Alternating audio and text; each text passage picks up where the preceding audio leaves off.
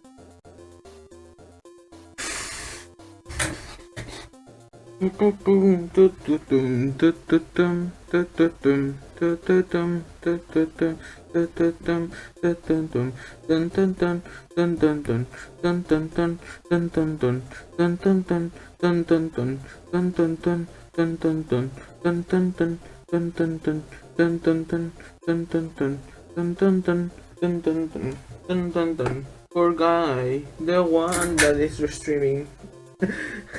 It has to suffer with me.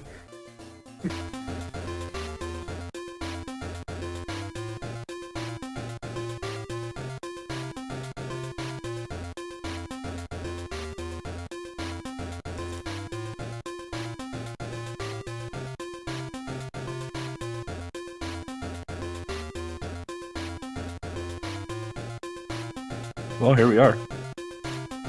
Yes, we are. Hello, everybody in chat.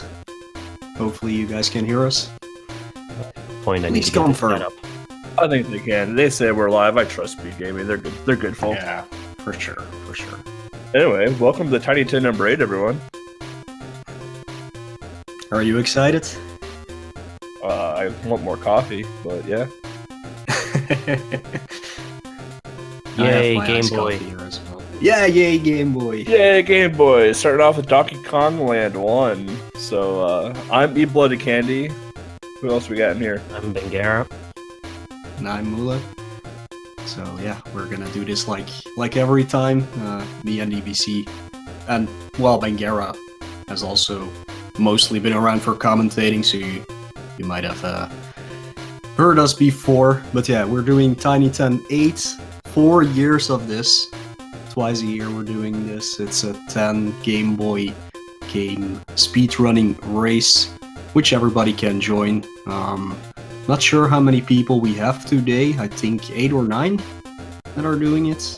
We had some more, but those people We've couldn't got make it. 10, looks like. Yeah, we have 10 entrants right now. Well, don't with forget you, that with I'm you still out, in so it. 9. Yeah, okay. So yeah, we're gonna start very shortly. I'll just quickly go over the list of games you'll see today. So first off, we got Donkey Kong Land, which you're seeing on screen right now from 4 of the runners. We will switch out whenever we have to make sure you always see who is in the lead. So we're definitely checking that. Anybody who's doing the capture, maybe. You can get rid of the SGB border of the people on the right if you can. Otherwise, just leave it, I guess. Doesn't matter. But yeah, we start with Donkey Kong Land. Then we're going into Brain Drain. After that, Crayon Shinchan 2, Orato Wampaku Gokwadaso. I guess that's how I pronounce it. Yeah, thank you. For game up is Max, also known as Rebel Saver 2, or The Adventures of Star Saver 2, or whatever else you want to call it. The 5th game, we have a little sports game. First time ever, actually, that we have a sports game. Wave Race. We had, what's it called, last year? Motocross Maniacs, but that's more of a platformer. Yeah. So, the 6th game, by popular demand by all runners, Bruce Mission. I don't still understand. know why. Yeah. But yeah, we'll have some fun with that. 7th game is Rotland, the Japanese version, because there's some issues with the US version. The 8th game is Gargoyle's Quest 2, who most people only know from the NES game, Gargoyle's Quest. That's what it's called, right, on NES. whatever. Yep. Doesn't matter. But yeah, this is the Game Boy version, which is pretty much the same. All the differences you will not actually see or never get used for the speedrun anyways. The 9 game is Out of Gas, which probably nobody knows, but you'll find out about that game. It's pretty cool. Okay. And at the end, we have probably the hardest game on the list, Battletoads. Luckily, you don't have to go through the entire game, but only half of it. So Stage 5 is tough, so... It is tough, but luckily there is a kind of trick that helps a lot, and hopefully people know about it, because otherwise we're gonna have a bad time. Anyways, we are gonna start shortly. I'm gonna leave the race here, and I think everybody's readied up, so probably should say something in the RRC chat to everybody.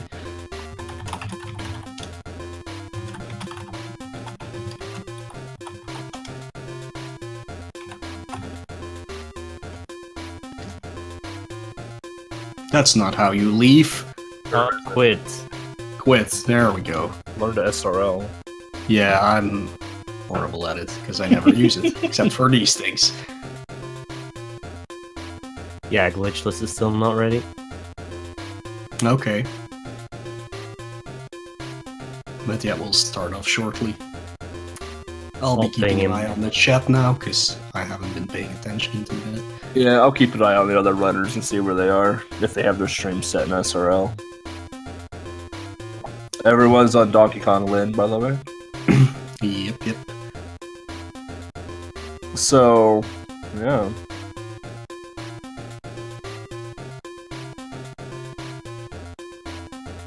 It's always fun to see the different colors of the streams. Yeah, that's what you get with Game Boy, of course. Just like different shades of green. Or gray, or one of the many color schemes that Super Game Boy 2 will do. Race is almost underway.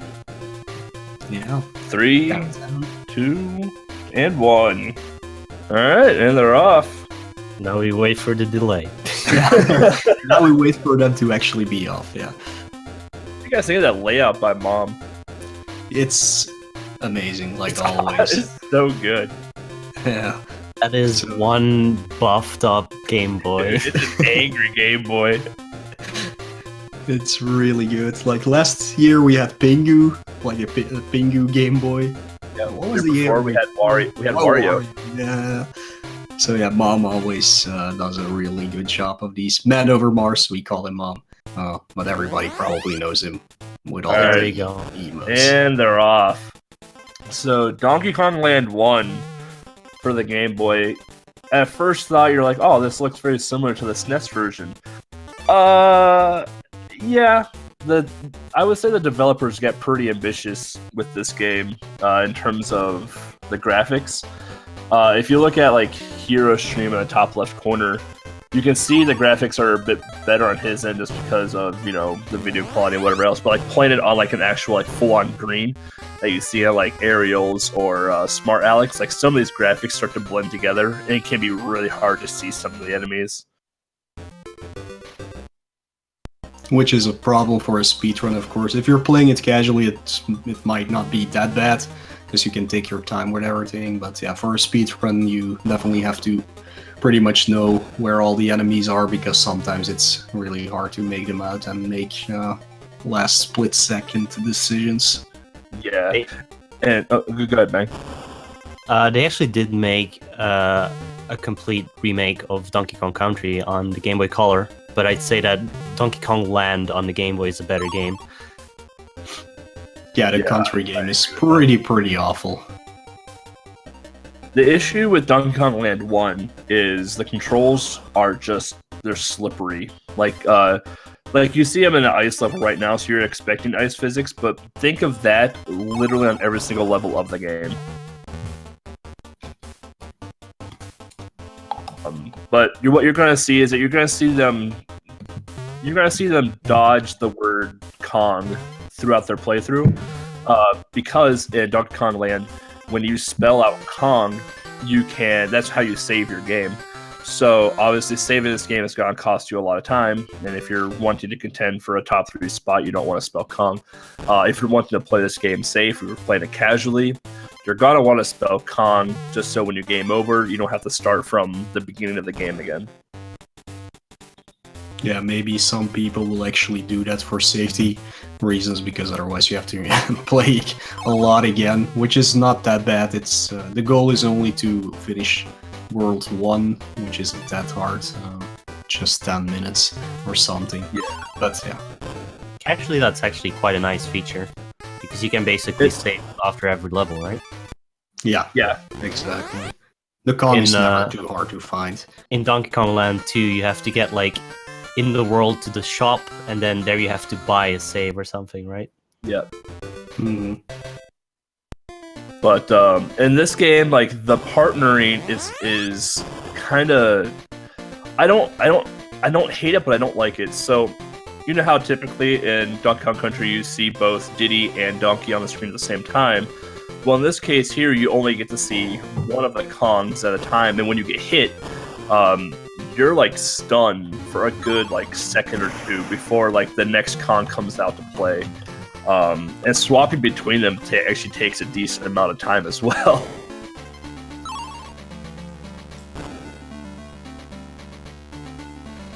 The level that you see everyone on right now, so levels you see Hero, Alec, and Why Do You Look on. This level is deceiving. So with the ropes and the screen up, you can actually fall faster than the screens can scroll. So if you're needing to go down at all, you actually need to pace yourself going down, because if you fall just straight down to the next level, even though you know where the light is going to be, if you fall past the screen plane, you just straight up die, even though there is a platform underneath of you. So you do need to be careful on how fast you do fall down the stage. Yeah, it's a problem that also is in Donkey Kong Land 2, if I remember correctly. 3 as well, yeah. In 3 as well, yeah. But then the levels are a little bit better designed, especially in the third game, where you don't really fall down that much. In this one and in 2, it's definitely an issue. 2 is definitely a better game than this, but it's also a lot harder than this. Yeah, I agree with that. Another issue with this are the ropes. If you remember in Donkey Kong Country for the SNES, like sometimes the ropes, like if you went and jumped that a rope, you kind of just fell through it type deal, or like fell across it. It's probably doubly worse in this version. The rope control is very slippery, and the grab box for the ropes is pretty bad. Yeah, luckily the worst levels in this game you won't be seeing, which are the underwater levels, because sadly the visibility in those are, yeah, it's pretty awful. And then you have the clouds levels, which are just very, very slow.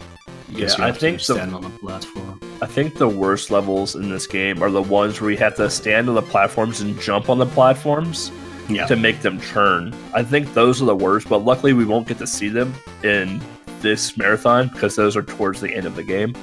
If you are interested in this game, it's actually a pretty neat speedrun. It's very tight movement.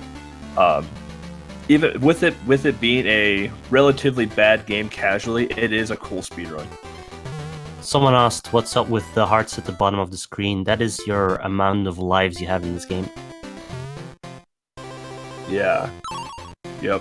You don't get the normal, like, the balloon head or whatever it is with the number. You just get hearts. And your hearts will, after so many, will just start to overflow, and you don't get to see them until you just start dying, obviously.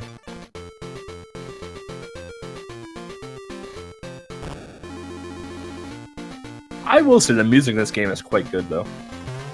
It's a Yeah, Donkey Kong David game. Wise did a really good job of like translating the tracks to the Game Boy format, so props to him for that. One of the best tracks, called Beaver Bop, you will not be hearing, because that's also a song that starts in the second world in the ruins areas. That's a pretty good one. The Game Boy sound chip might actually be one of my favorite things about the system. It's so different from most other systems. and it does like dual audio really nice. Yeah, there are some amazing tracks that got made on Game Boy that you would not expect to be able to be possible, actually. Like the one I'm always thinking of is the ending epilogue music from Turtles Follow the Foot Clan, which is just an amazing composition, actually, and it goes straight into the well-loved Turtles theme. So.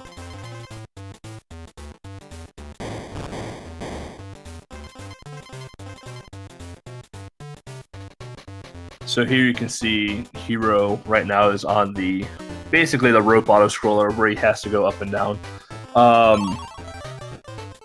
The rope speed is fine and all. Again, the issue is sometimes going up and down. The hitboxes in this game are something to be desired as well. I have definitely been hit by something and not actually be hit by it at all, like not have it be within the actual sprite itself. So Hero and all the other players that get to the stage need to be a little extra cautious on how they position their Kong on the rope. Diddy is honestly the perfect choice for this because Diddy is small. If you have Donkey, Donkey is bigger, so that hitbox is just slightly more padded around the actual Kong itself. So you actually the hit doesn't need to go into the sprite. It just needs to be within that padding of the sprite. And it's about another pixel or two outside of that sprite to get hit. So you definitely got to be careful about that. And then Hero taking a warp to the end of the stage there, just to be done with it. So Hero is actually on the first boss. So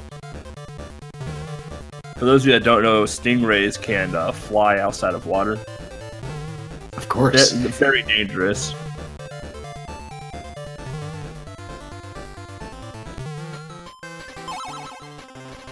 Yeah, he's done with the donkeys. So Hero been moving on to Brain Drain. Yeah, he's gonna drain his brain. This game is cool. I never played it up until our reveal, and it's just a very cool game. So you're seeing here that up in the top left corner, there's a pattern. So you'll see some circles, some squares, and some more circles. And the game is going to scramble them up on the main screen. It's going to be up to the player to mimic what's up in the top left corner in the allotted amount of time. It's just kind of it's a fun, cool game, honestly. And it's random every single time that you play it, right? Yeah, everything is always random. Even if you lose a life on one stage, it just gives you another configuration, so you always have to figure it out completely again. For this race, the goal actually is beat the 30 stages. There's 50 in total, and we're playing on rookie difficulty, which basically means they're just normal puzzles. If you go on higher difficulties, there are stage hazards like squares getting blacked out so you can't see which icon is behind it and things like that. Yeah, and Why Do You Look just finishes up the first boss of Donkey Kong Land. Kind of took a little bit more risky approach. Instead of jumping on the edges of the side of the screen, they were jumping from the actual base ground, which is... It kind of gives you more of a chance of getting hit. And when you get hit with a Kong, like I said, you're going to lose a second or two just from getting hit because of the stun. Alec is now on the first boss of Donkey Kong Land as well.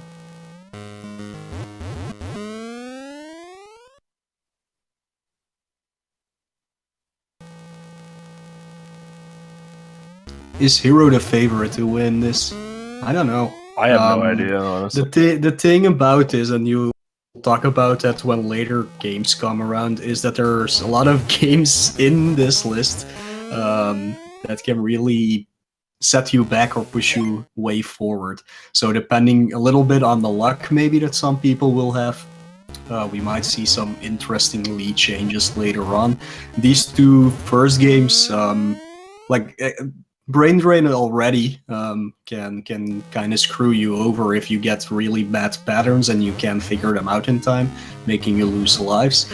You can game over in this game, which Basically means you would have to restart, but there are passwords. The runners are allowed to use them to get back, but if they haven't written down the password, that's of course going to be a problem. But yeah, there's a few of these games in here that can really make a difference on the leaders boards. Yeah, it was fun to watch people practice this game because it's like, I understand why you're practicing, but at the same time, like, you don't really practice brain drain. Like, you just kind of like understand like formation, understand like how to rotate the stuff to make it work faster. But I mean, you can see that everyone's within a few levels of each other right now in brain drain. Like Hero, you know, obviously ahead going into brain drain, and now why do you look at Alec like right on his tail?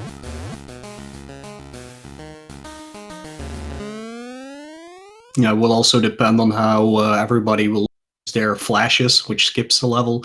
I know Heroes strategy is to do it on level 27, 28, and 29, and then finish up the final puzzle of the game. Maybe some people will have different choices there. So you can also just use, if you really get stuck on one, you can like spend one just to get through it faster. That might be a good idea. Yeah, and then just looking at aerial stream, like you're seeing some of the issues with the ropes already. So those snakes crawl from down the top of the screen. So if you actually don't have the top of the rope visible, the snakes will just keep coming at you. And the snakes aren't random by any means, but they do pose an issue because they start from such the low part of the top of the screen. So you kind of have a ton of time to react, especially on those ropes right there because they're just so skinny and short to begin with.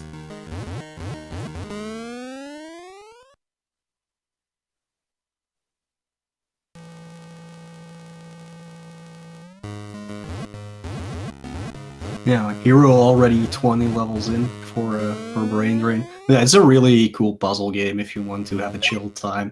It doesn't take that long, especially not on rookie difficulty to get through it. But if you like a challenge, you can go for the other difficulties, of course. There's also other types of game in it. Like this is the normal game. There's also Brain Race in it. So yeah, it's a fun game. If you ever see it, maybe pick it up. It looks like playing with a color scheme actually greatly makes it easier. It gives your brain more differentiation between the different tile sets. For sure, yeah. Yeah.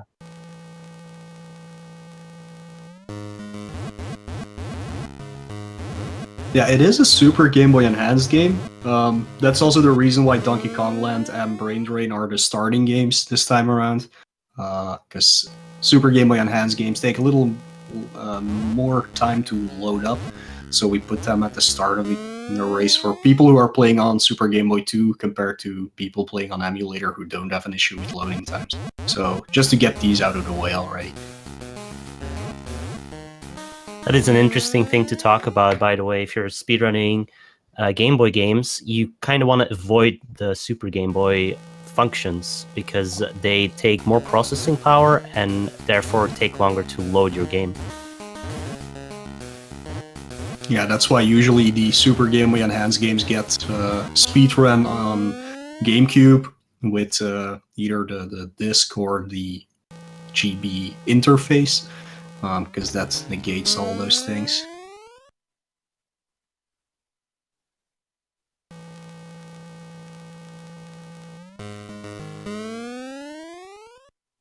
If you use color changes, it doesn't matter, but if the game is SGB enhanced, it uses extra colors drawn from the SNES system, and that uses CPU power that makes the game have longer loading times, basically.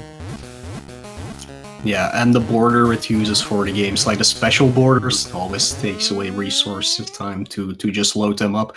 And a very good example to see how that really makes a game longer a little bit is like Wario Land 2, because every time you go into a different area, you get a new border, so it has to load that, and it slows the game down quite a bit. Yo, shout out to Shin-chan. Hello, Chin-chan. Welcome back to Tiny 10 for the second time. That's He has the game so I'm many pretty games. with. Yeah, it has 5 on Game Boy alone. 5 on Game Boy alone, that's right. So, Shin-Chan is a game I'm pretty familiar with. Not like I ever ran a Shin-Chan game in my life. So, with Shin-Chan 2, even Shin-Chan 1, which I don't think we've had on the Tiny 10 yet, this is a game where you have limited health, but you don't know how much health you have. It's pretty good in that regard. So as Shin-Chan, you're gonna pretty much hold right and go across these stages, and along the way you're gonna come across mini games. You want to purposely fail all of these mini games.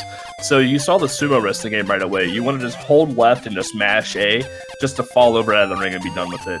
You're gonna see a soccer mini game coming up, which Shin is just gonna move out of the way of the goal and let the guy score. Here on stage 2, you get to talk to this clerk, and Shin's gonna get shut down here pretty quick. And if you choose the correct option, you are finished with stage 2. You just skip on to stage 3 at that point. With stage 3, there are no mini games in this one. However, you have a kid that chases you throughout the stage. You're gonna see Hiro collect these like smiley faces. Smiley faces is one indication that you have a hit point, and every time that Shin jumps, the kid behind you is going to jump.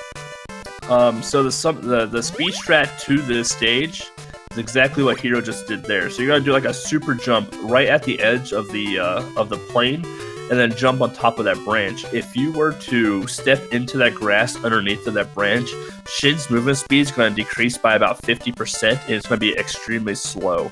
Another route to that as well is making the kid jump behind you and jumping on top of the kid and then getting on top of the branch that way. You're going to see Hiro kind of like jump fairly early and be a little more cautious with this. The hitboxes in this game are awful. You actually don't need to get hit at all in your sprite. You can be about 5 pixels away from Shin and you can still take damage or a death. So whenever somebody is coming up behind you, like that kid was, when you enter a minigame, that kid is going to be right behind you again as soon as you exit that minigame. So upon leaving that minigame, you're going to get hit immediately. And if you don't have any extra soda cans or smiley face coins, you're going to die and have to redo the entire stage over again. With Shin-Chan 2, I don't believe there are continues, so once you've lost all your lives, it's game over. You start the whole game from the beginning again. So yeah, Shin-Chan, there's no bosses until the very end, and you face off against your principal, so... At least it's a very short game. It's an exceptionally short game. Blind, I think this game took me about 15 minutes blind, and the speed run of this is around like what, 6 minutes, 6.5 minutes. But it's quite fun. Yeah, most of these Shin-Chan games are. The third and the fifth are actually just a series of mini games. So they're not really platformers like this one, the first one, or the fifth one. The fifth one is probably the most normal game. It doesn't include any mini games or anything that slow you down. Unless you actually go for them, you can go for them, but you don't have to. But yeah, 1 and 2, excuse me, are like, yeah, between every stage or between every half stage, there is like a mini game you have to complete or not complete, depending on which ending you're going to. But yeah, we'll definitely see the other Shin-Chan games in the future because they're just really fun to put in these races. Yeah, if you're wondering why Hiro was stopping and like inching towards that clerk in that one stage, there is a very, very tight window that you can jump over that clerk and skip that cutscene. Oh. So that's another issue with this, is that you can't clip edges, you just fall through them. So in this Shin-Chan game, the fastest way to go up a hill is to jump up it. Walking up it reduces your speed by like 25%, it's awful. And some of the jumps in this game are a little tough, and there's no like edge clipping by any means. Like if you clip an edge, you're going to die because you're just going to fall through the platform itself. Coming up in the stage, there are going to be moving platforms that you have to jump on to move. Right now, Hero is in the worst minigame of the game, and this is where you lose runs. This is paper, rock, scissors, and your goal here is to lose paper, rock, scissors, and then guess the direction that they choose. If you lose and guess the direction correctly, you're out immediately. Otherwise, you have to sit there and play until either you win, and then you go on to 2 more rounds, or you lose and immediately get out of that minigame. So, Hero's on the moving platforms right now. Once those platforms are moving, Shin cannot move at all. So here, Shin's going to use his first attack, which is the Snot Bubble, and then he's going to move on to try and get the Action Bastard suit, which he's going to use to fight his principal. So the trick to this is that your principal's got to hide behind these pillars to guard himself. Your goal with the Action Bastard suit is to shoot and stun lock the principal on the edge of the screen until the principal's gone. If you lose your Action Bastard suit before the principal is gone, you need to jump on the principal's head, and the principal's movement is very, very sporadic and kind of crazy. You don't know when he is going to go behind those pillars. And the hitbox and the jump accuracy to hit him on the top of his head is insane. That was a very nice kill. That was a very good fight. That was amazing. It's really not fun to run out of the action power-up. So yeah, Hero is now done with Shin-chan, and be moving on to, what is it, Max, indeed. Another game I guess, kind of sort of familiar with. Made the leaderboard for it, so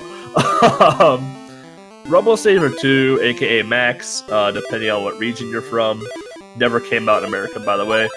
So what's going to happen here is that you're going to try and use this single shot as much as possible, because the single shot is just overpowered in this game.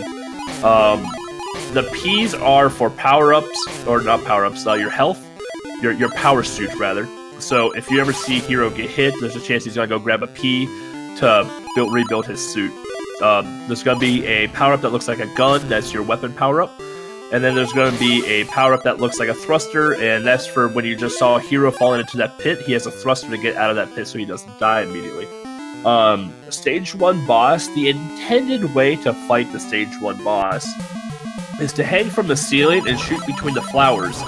However, if you get the first upgrade of the weapon, you do an alternate shot that shoots one diagonally, and if you just run to the bottom corner of that middle platform, you can hit the bottom of the boss without having to do the intended strategy for that, and you can just kill it immediately.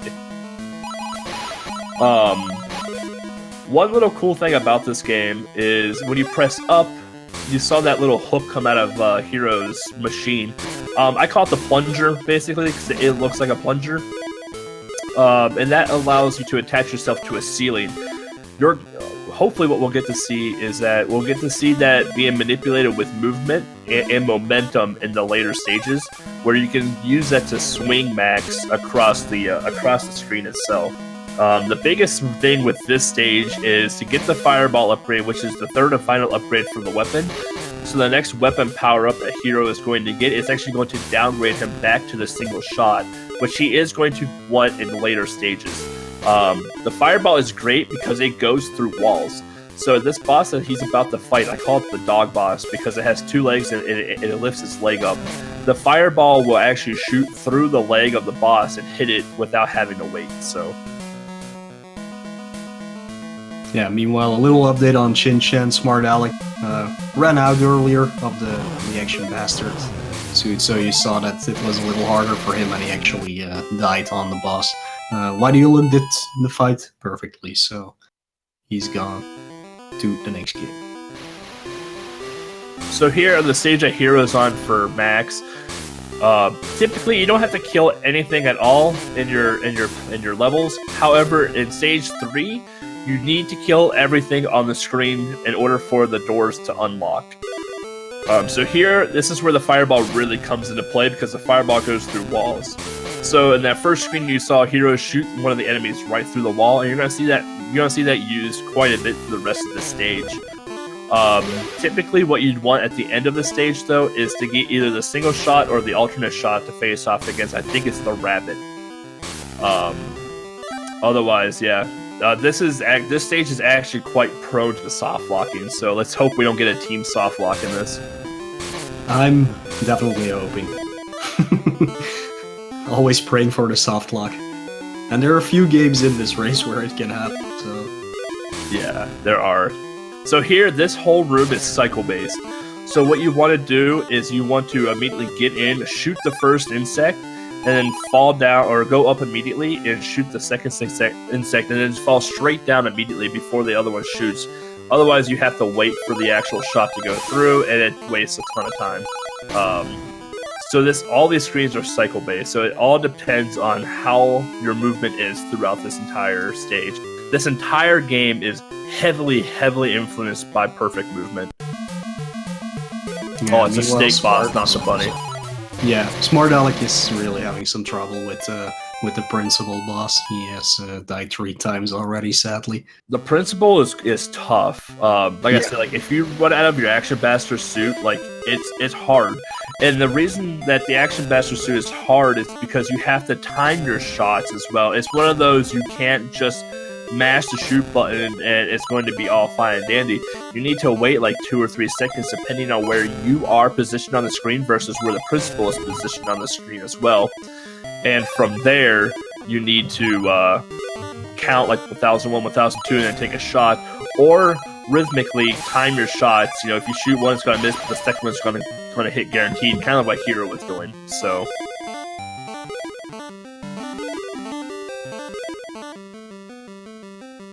Sorry, was looking at the chat there for a bit, kind of zoned out.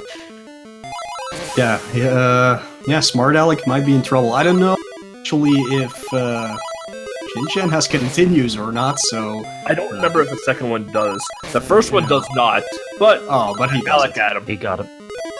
Alright. So you can see here that Rave Tuba is doing the first boss the intended way. So you can see it's actually quite tough to do. You can see right now that Hero and Rave Tuba and Why Do You Look are all missing like their shield on the front of their mechanic suit, right? The next hit they take is that they're going to lose their mechanic suit altogether, and they will no longer have the fireball power up. We're going to alternate down to the angled shot, which in my opinion is the worst gun or the worst power up in the game. From there, you have to collect these Ps, which you just saw Hero get to upgrade their suit back up again. So, and if you look at the bottom right-hand corner of the screen, you see a life with 2 stars, 1 star. That's their hit points. So as they lose, you see the stars go away. There's lives, there's thruster counts, but those really shouldn't matter with this game at all. Yeah. Speaking of soft locking, by the way, Hero is prone to doing that. If you watched, I think, last Tiny Tan or the Tiny Tan remix. Or the remix, yeah. A lot of bad stuff happens to Hero all the time. That's why this time he's actually playing on emulator, just in case something like that would happen again. Yeah, so one of the issues with Max, well, there's a lot of issues with Max, but one of the biggest issues with Max is that the run and shoot button are the same button. So think of Mario, right? You have the flower power, you want to run, but you also want to have shoots of flower power, so you have to let go of the run button.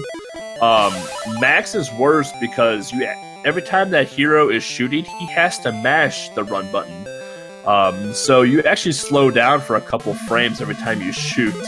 And this is the rabbit boss, so Hero's gonna go for a quick kill here by hanging on the platform. Yeah, wow. I didn't even see the boss. I do like this art style that they did with certain Game Boy games like Super Mario Brothers 1, Super Mario Land 1, and Batman, where like everything's super tiny, but it works super well on Game Boy. Yeah. And some of the jumps that you're seeing here, if you actually don't hold the sprint button down, you can't make the jump. So the sprint button is actually pretty handy. But yeah, like I said, every time that you shoot, you're going to slow down. So some of the more optimal routing through this game, there isn't much lag until the very end of the game, but some of the more optimal routing into this game is actually not killing many sprites at all and just running past them. That way you don't have to slow down for those couple of frames.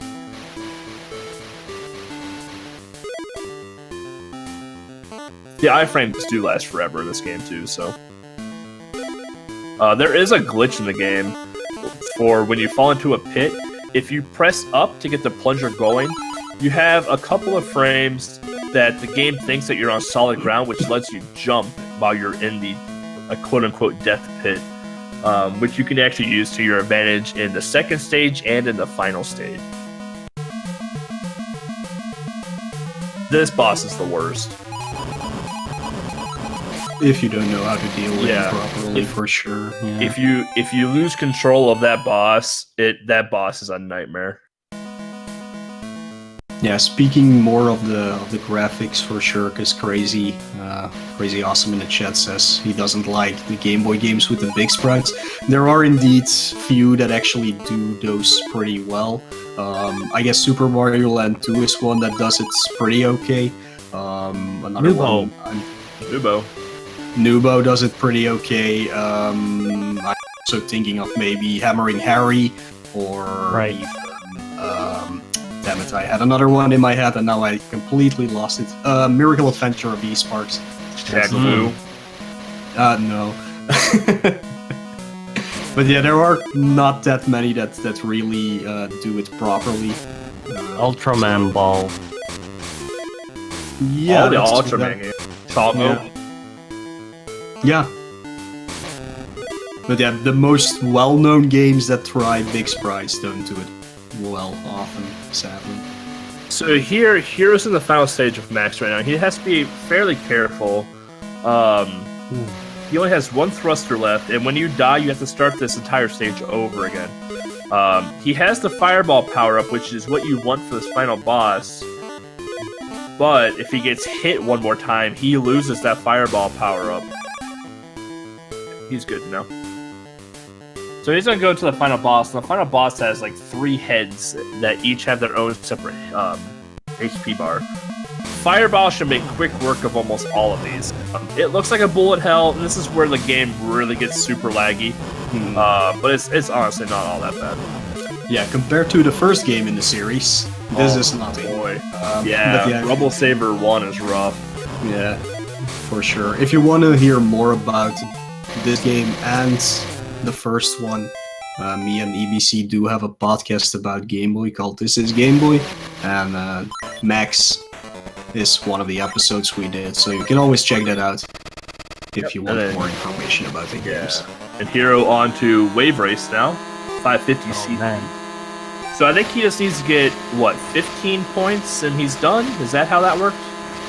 Yeah, 15 should get you the win for sure. Even if you tie first place, points-wise, you still win, so you can take it easy. But basically what you want is to win the first 3 out of the 4 races, because those are the easiest ones for sure. And then you're good. Then you can, screw up the last stage all you want. You should be fine, and you should win. Man, look at that beautiful screen refresh for the map. Mhm. Just listen to Sea-Doo's roar. So, you can see the map in the bottom right, but you also see a bar above the map, kind of like going down and refilling.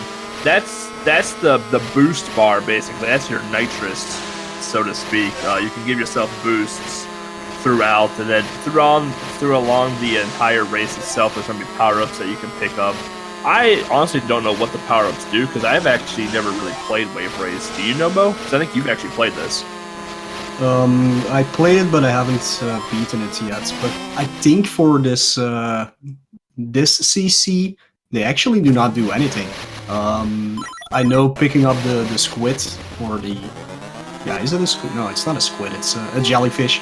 It kind of gives you like a flashing thing, making it feel like you're invincible or something, but invincible to what? Because there's no other hazards. But I think on the other difficulties, there are some mines on the field and stuff like that, and I think you maybe even get a power-up where you can shoot the other players. I think that's what it's for. So to give everyone an update, let's see here, we got Mr. Pup G on Donkey Kong Land, it looks like. Let's see here. Ariel on Max. Legs is on Shin Chan. Glitchless is on Brain Drain. Jim B is on Shin Chan. And yeah. And the other 4 people you see here. You see on the screen, yeah. Everybody's pretty close together. It's just Hero has a. Yeah, I don't know where Infinite Mystery is. So anyone that doesn't have those streams set, I don't know because I'm pulling off of SRL. So Infinite did join the race at the start, and then he went offline for mysterious reasons. well, I think he's playing on. I think he's playing on Retro Gaming Live. Yeah, for sure.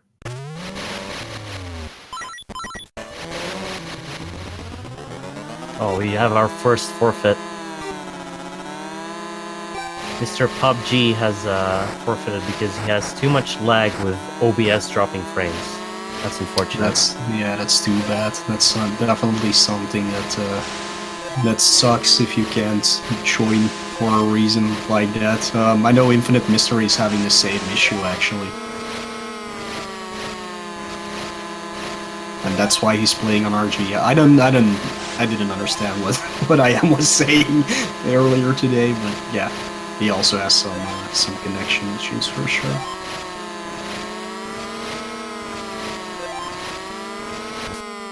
God, those sound effects are so good. So Mo, when's V-Rally? Probably never. After Shaq Fu gets put in. You know what's so many amazing games that will never make the list, unfortunately. Yeah, very amazing games for sure. You know what would be good too about the Shaq Fu going into the Tiny 10 is that it would have to be the first game because it's Super Game Boy enhanced. yeah. What a way to start a Tiny 10, that's all I'm saying. Followed up by Fist of the North Star. Oh no! Yeah, we're gonna stay clear from that one as And well. then Alien 3 is the final game. Yeah. The run will never finish then. Oh man, no one would finish Especially that not race. for blind people. Yeah. The unfortunate 10. You can make that on your own or something.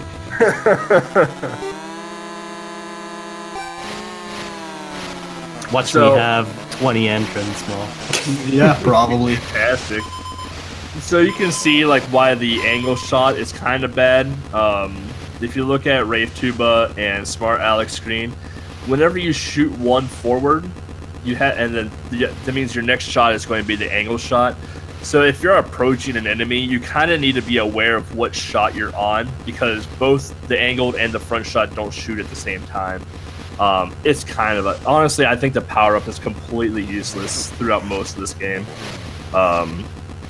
But why do you look though playing it real risky here with no hit points at all, taking on the final boss in the bullet hell? Do we know why Grennan Hero is just standing there? Yeah, just like I mentioned earlier, if you first 3 races in first place, you have enough points, so you basically do not have to do anything. Just I let guess the not others finish doing and the race anything out. is faster because of lag. It might actually be, yeah, for sure. So you can see with why do you look going on with that final boss, and unfortunately taking that death, turn into basically the Avenging Spirit, and it takes a while to get off of the screen. But you can see there that Why Do You Look did that little glitch in the pit to try and save a thruster throughout the entire section. This last part here is typically the part where you would use the momentum to swing across the entire pit. But we have Hero on the Maru's mission. What a gem of a game. A full game ahead now. More than a game ahead. Yeah, more than a game ahead now. So Maru's mission. Hey, everybody wanted Maru, so here it is. And this is one of those games that might make or break your race. We'll see how it goes for Hero. This game is prone to soft locking too. Yeah. So Maru's mission is the biggest RNG fest of this entire list. There are power-ups in each stage that are not guaranteed except for three. The whip in the desert, the really crappy bomb in the Chimera stage, and that stupid minecart in the horror stages. So here what you're going to see happen is that in the bottom right corner, you're going to see a heart with some numbers. That's your hit points. In Maru's mission, you have no lives, and once you die, you have to start the entire game over again. This game is about 20 to 25 minutes long, which means if you die in the final stage, you get to play the entire game over again. So you just lost 20 or 25 minutes. So the way the game works is that it's kind of sectioned off. The first boss you fight will give you a weapon to defeat the second boss of the world that you're in. The power-ups in the game, like I said, are random except for 3 of them. One of them is going to give you like homing balls that throw around. Another one's going to be like comets that come from the left side of the screen. There's going to be like a vertical laser that takes up the entire screen, and there's going to be one that literally just takes you to the end of the level. Yeah, by the way, if you have epilepsy, this is not the game for you to watch. It's very, very blinky. So, Hero is going on to the Insector boss. This is your first bit of randomness in the game, where the boss can just immediately break itself into a bunch of bees, and you can't hit it until it regroups itself. So see how lucky Hero gets. Hero's so far lucky, but he has the crappy weapon that arcs over the enemy. Just like in Friday the 13th, now he has to wait for the bees to collect themselves to go back into the boss to hit them again and try and defeat him. Fantastic game design. Hey, it's one of the best games. People wanted it. Yeah. It's really fun to see this in the race just because so many things can go wrong and it's unbelievable. So, this game came out, the version we're playing right now is the American and European version. This is the merciful version of the game, where after you've destroyed a boss, souls come out. Oh, we're about to save Tara Reid for the first time. So we get the souls that come out, and you collect the souls to regain your hit points.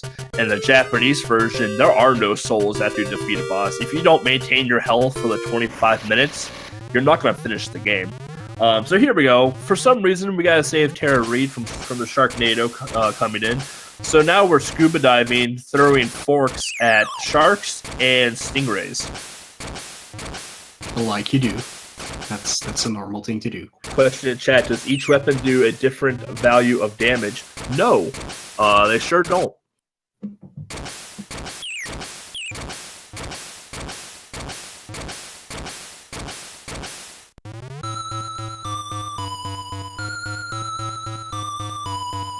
Dracula.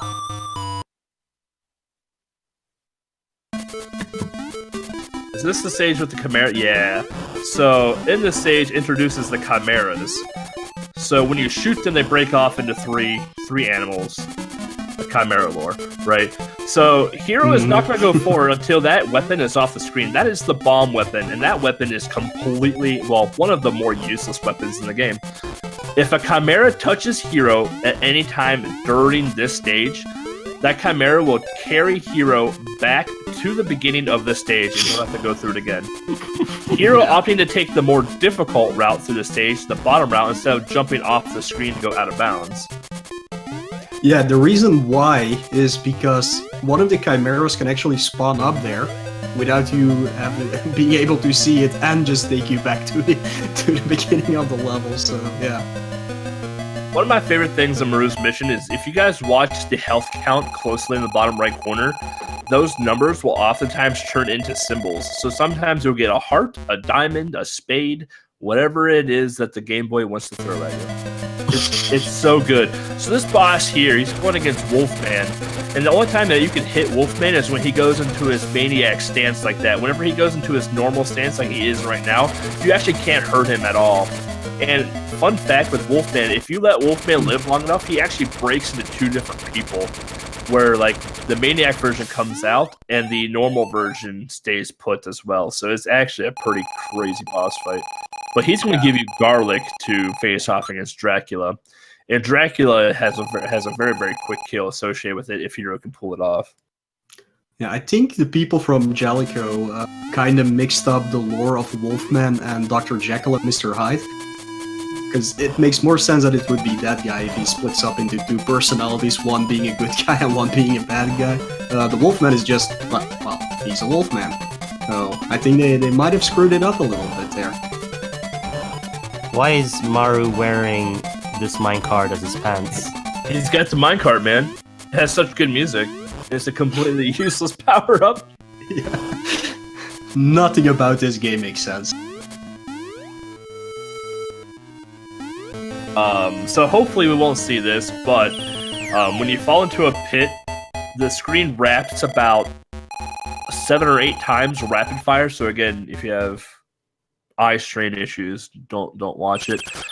So here you're gonna see Hero immediately hold right down to this platform, press select on his D-pad to switch over to the garlic and just mash like crazy right into Dracula's face. It's a lot of garlic. It's a lot of garlic.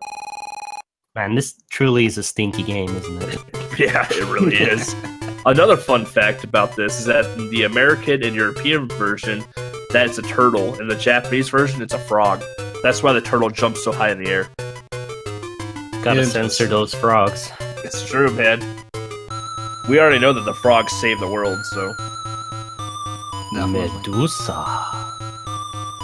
So this stage here is the first threat to a game over. This stage is where falling into a pit becomes a reality, and also the boss, dying to the boss becomes a reality. Gollum is the boss for this stage here, and Gollum can turn into a ball immediately, and Gollum, without warning, can almost drain about 500 hit points of your health in a matter of like 2 or 3 seconds. It all depends based off of luck. So if Gollum wants to be nice, Hero will get a quick kill or could get a quick kill on this. If Gollum doesn't want to play nice, Hero could lose a lot of health in this fight. Yeah, or time. Or even time, if it doesn't get hit, it sometimes, like... One time I played this game when fighting Gollum, took 3 minutes before him to get back into his vulnerable state. I just couldn't do anything at all. But yeah, so he got the quick kill. So. Hero got lucky, yep. So Gollum is going to give you a shield so you can bounce Cheerios back at Medusa. You'll see why we call them Cheerios.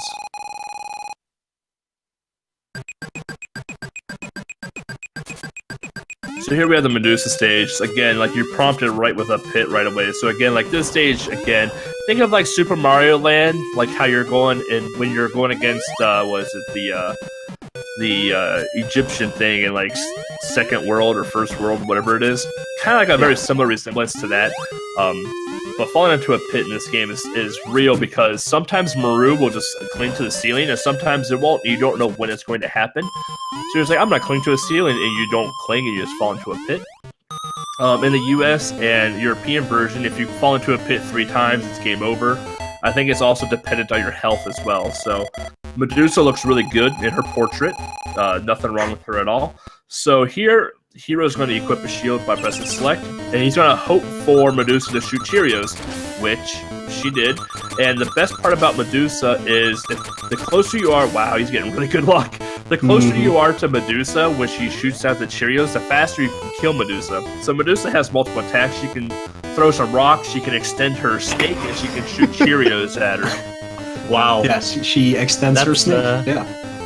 That's an attack. It's pretty effective. Yeah, this is a PG-13 stream version.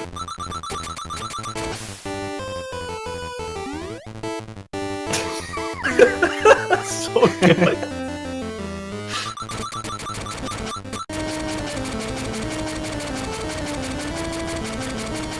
What a game. What See, a game. it just had to be in it. I mean, you cannot have this game in your race. And after 8 editions, it was finally time to do it. What a game, indeed. How we're going to Egypt? Hardest boss in the game in Egypt.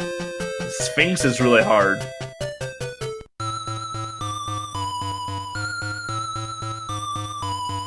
So moving on to the other players here, we have Smart Alec now going into Maru's mission. We have Why Do You Look going into the Dracula stage of Maru. And we have Rave Tuba on Wave Race right now. So Fighting Hero again Angel. is going to wait and not get that scroll wheel. So what that scroll wheel does, it turns Maru into a whip. And every attack that Maru can get through a power-up, Maru is able to move. However, if Maru gets the whip power-up, when it is used, Maru cannot move and will stand in place and produce 8 different Marus around him in a whip fashion to kill everything around him. It's an extremely great power-up when in a speedrun. So here we're gonna face off against the Sphinx. I mean the Joker. The Riddler.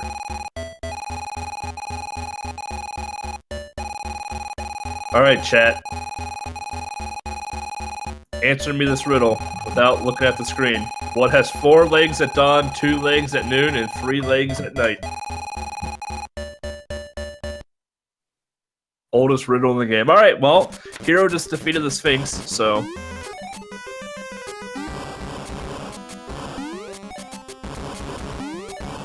Why are you fighting angels in Egypt? Wouldn't ask questions in this game?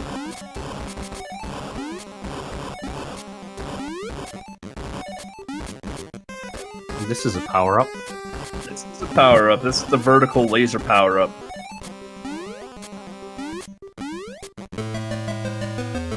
So now, Hero's about to fight Isis. I kid you not, that is the boss's name is Isis. It's fine. It's fine. So what Hero's going to hope for, Hero's going to probably go left. Oh, he's going to go right. He's going to go for a quick kill. So he's going to hope that Isis is going to do something called the laser attack, which is what Isis is doing. Unlike Iclops, which was the first boss of the game, when Isis does the laser attack, Isis is still prone to getting hit, unlike Iclops was. When Iclops does an attack, Iclops cannot be injured at all. So Yeah, it is indeed Isis the Egyptian god and not the known Isis. it's fine. But still have to fight him anyways. Yeah. So here we go. We get to save Tara Reid again. This is what, Sharknado 3 now? Yeah. I mean, they're at 6 right now. So. Well, Yeah. It's better okay. get a No- Maru's sequel going. Yeah, Maru's mission 2.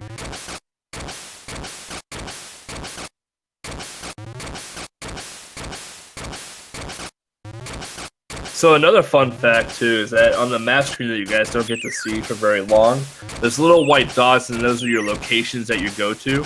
In the American and European version, you start off in America and you progress into Japan. In the Japanese version, you actually start in Japan and the final stage is in America. Interesting. Fun fact. So 999 is the max amount of health? 999 is the life cap. There is no overflow either. Time to go fight Calbalos. So Because that's a well-known villain. Yeah, he's well known in Grecian mythology, I think. This is probably the Cal- worst Cal- world in the game, honestly. Yeah, I don't know what this is supposed to even be. I Well, mean, like, the reason it's the worst is, like, these dragons stop the screen. Like, you can't progress until you kill that dragon. And then you have, like, these sea lion horse things flying around for no reason whatsoever. yeah, did it say which country this is supposed to be, actually? Don't know. Because, like, yeah, so Calbalos is a mistranslation of Cerberus. So the Hydra and the Cerberus are, of course, from Greek mythology. So this is supposed to be Greece, I guess. But I'm not sure why there's cacti in Greece. Because, yeah, I don't know. There's cacti in Greece. Are there?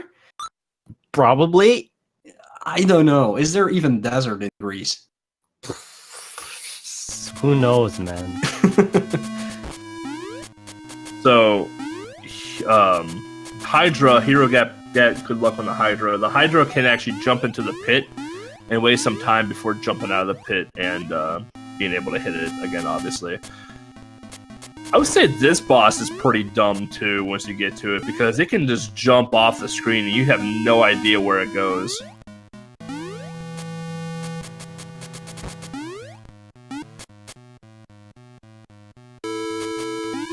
just listen to this music. It's so good. Oh, never mind. I get the dumb boss music. So Cerberus is a cat?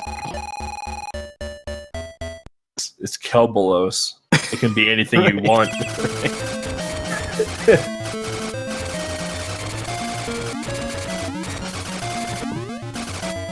I'm sorry, everybody. I can't find the Iranian cactus. You were looking it up? Yeah. The word cactus is derived from Latin, though. Huh. Which comes from ancient Greek cactus. So maybe? T-I-L. Alright, so Kelbolos is like, yep, if you want Corey, aka your girlfriend, you're gonna need to go to Japan and There's a Muramasa. figure it out. But first, we gotta save Tara Reid again. Mhm. Sharknado 4. The Sharkening. The Sharkening. I think that is the actual Is title. it? I can't wait for a Jaws Sharknado crossover movie. That would be so amazing. Jaws NATO? Yeah. Ooh, I'd watch that. So for those of you that, so Heroes making really quick work with this shark segment. The final shark or the final thing left underwater is exceptionally fast.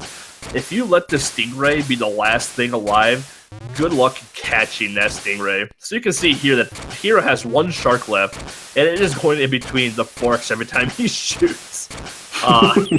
Welcome to Maru's mission. Luckily, he's almost done with it.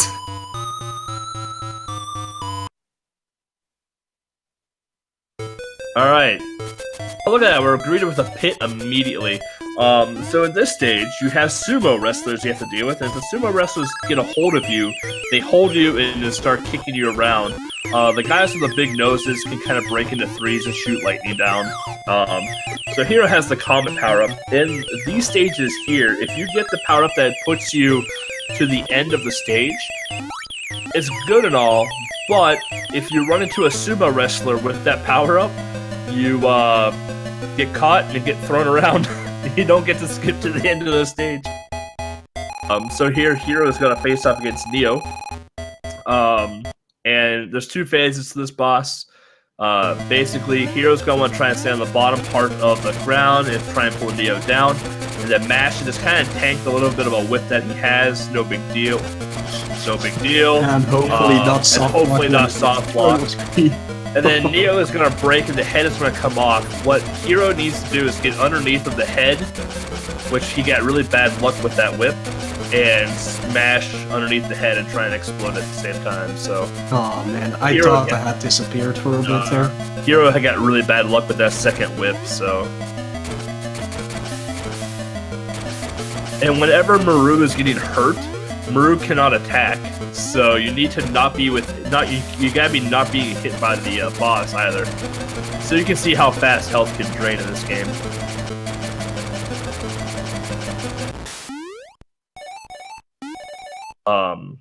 And then Hero is about to go into the final stage of Maru.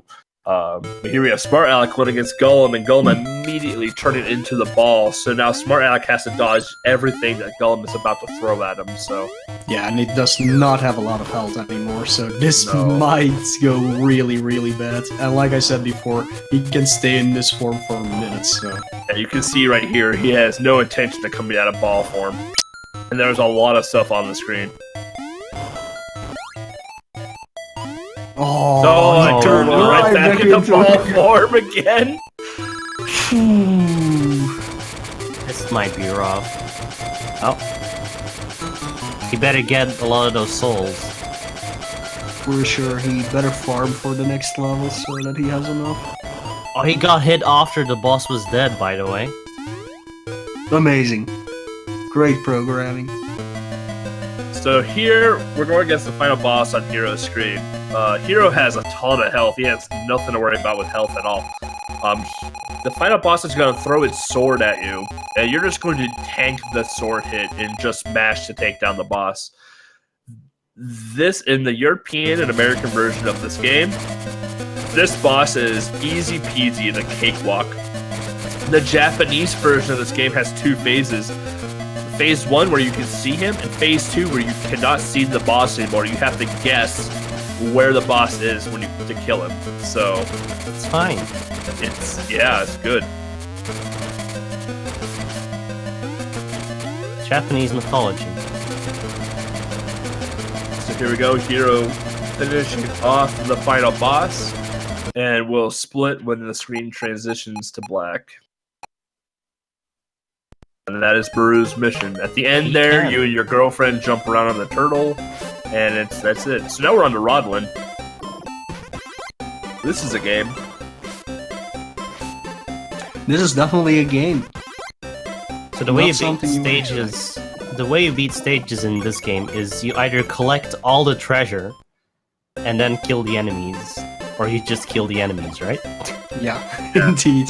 So there's literally no point in getting all the items but just to get a higher score. What you can do, however, if you get all items and kill an enemy, you will get like the letters that form extra, and that will give you an extra life. So you can farm those if you're having trouble with this game. But yeah, you shouldn't have too much trouble if you play through it once or twice. Then you have figured out how it works. Only the boss fights in this game, the first time you encounter them, might be a little awkward, but that's pretty much it. We do play the Japanese version of this game because in the American version or the European version, you actually only get 3 lives from the start, which makes clearing this game a lot harder. In the Japanese version, you have 10 lives, which is more than enough to get through this game. There is also, no American version of this game, by the way. Oh yeah, it's a European one. And also the European ROM that is out there in the world, if you can still find it with all Nintendo's meddling with that. It's pretty much unplayable because it's soft blocks after stage 10. Yeah, so this game, there's no hit points, it's 1-hit deaths, and there are no continues in this game either. So once you game over, you start the game from the beginning. So is it Rodland NES or Rodland Game Boy that is obscenely expensive? I think the NES version, I think this one you can definitely... I found a 20, copy of the 25. European bud for like $25. Yeah. Yeah. Yeah, it's definitely the NES version then that is like hundreds of dollars. Doesn't surprise me, it's NES. But yeah, throughout this game, you're gonna see the enemies get slammed on the ground. They're gonna turn into various different power-ups. So you get the missiles that shoot in one direction. You have like these little like 4 balls that go sporadically across. You have like a dragon head type thing that shoots fire. There's a lot of different power-ups going on here. So Hero's on the first boss right now. He's got to tickle the crocodiles with his whip. Something to note, the hitbox on Rodland is not good. Even though you whip something, it can still go between you and the whip, and you can still get killed. It's pretty dumb. It looks like we lost another racer. Wow. Smart Alec says he's playing horribly. That's unfortunate. So, yeah, we can switch somebody else in then. But yeah, that's too bad that he died on. Because after all... Why do you look has to be careful as well, though? Because he just fell into a pit. And hopefully that was the first time. Oh no, Rave Tuba! All the way back.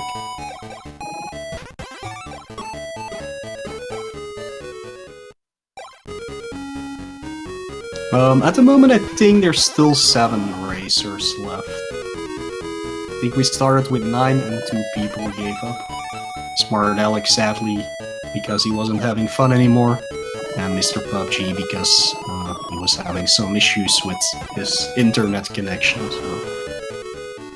I can see the bomb now on Rave Tuba's Maru's mission, and yeah, that seems like an interesting choice. And like the power-ups that you get in the stages are gone when you fight the boss. So it doesn't matter what power-up you get because you're gonna be using your little X's anyway when you face off against the boss. So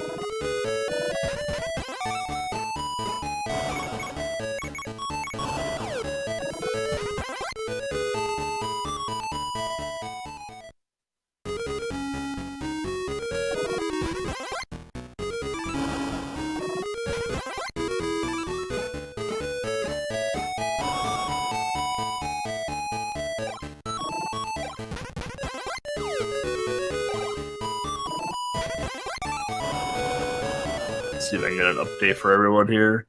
1 minute. Alright, so we have Infinite Mystery on Shinchan.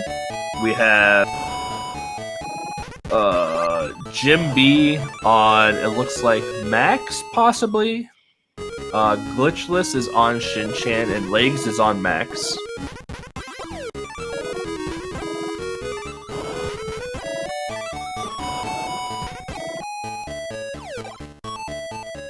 So in Rodland, there are, I believe, 40 stages. There's four bosses, I think, 40 stages. And our goal for this is to beat the game indeed. So you'll see the entire game of Rodland played out.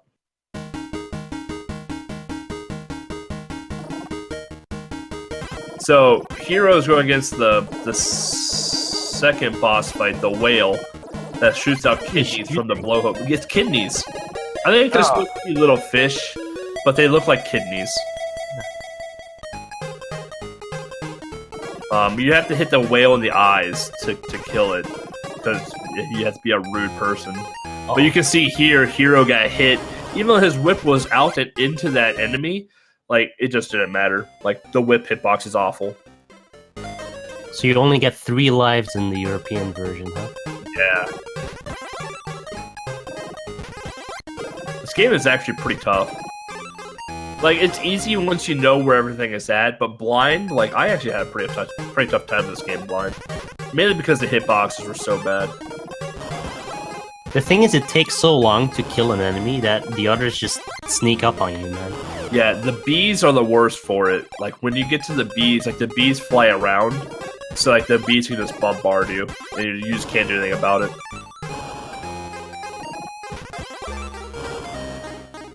So we have Why Do You Look on Rodland as well. And it's interesting to see some of the different strategies that people will take in Rodland. Some people will farm a couple of safety 1-ups right at the get-go. So in World 1, they'll farm a couple of 1-ups just so they have that safety to them. Because like what Beggar was saying, that the enemies can sneak up on you while you are attacking a whole different sprites. So in Rodland, you can actually create your own little ladder as well by pressing, I think it's up and A or up and B. This, if you're chasing after an enemy, will make things a little bit faster as well.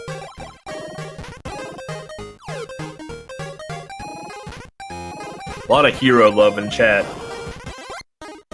Looks like he's killing Stafino and Setsu.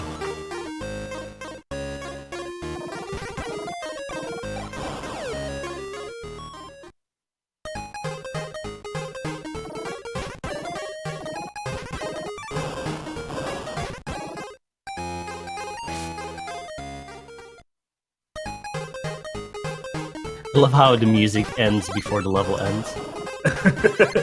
The best part is that the music doesn't change either. It's just the same song over and over again. So, yeah. It's good stuff.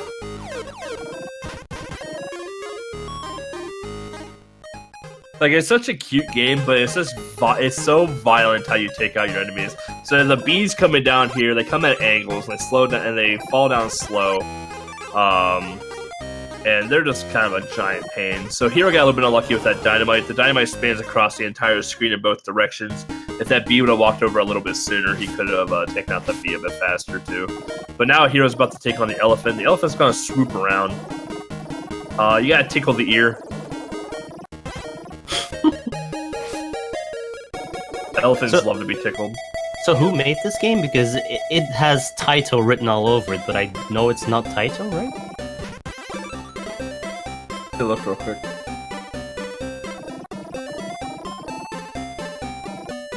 It was made by... According to Wikipedia, Jalico had a play in this. Another Jalico game, huh? Apparently. Love Jalico here on Tiny 10. Yeah, Eurocom Jalico.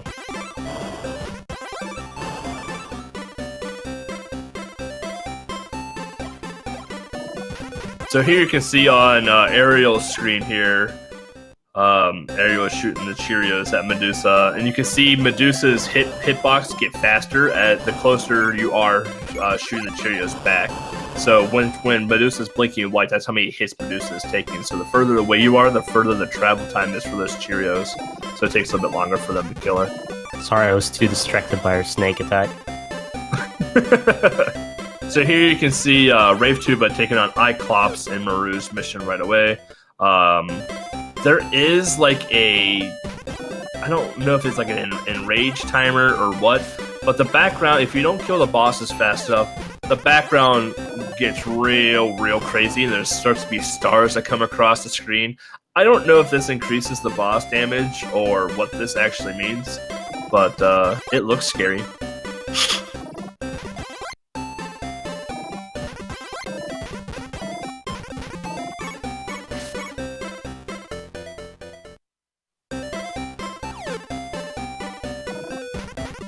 So let's see if we get the whip in Ariel's screen here.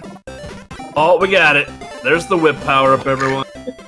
It's so good. Just clone yourself. You can't move during the power up either. Like I almost wonder if it's just the Game Boy calling it wrong sprite. It probably is, but you can't. That's the only power up that you can't move during.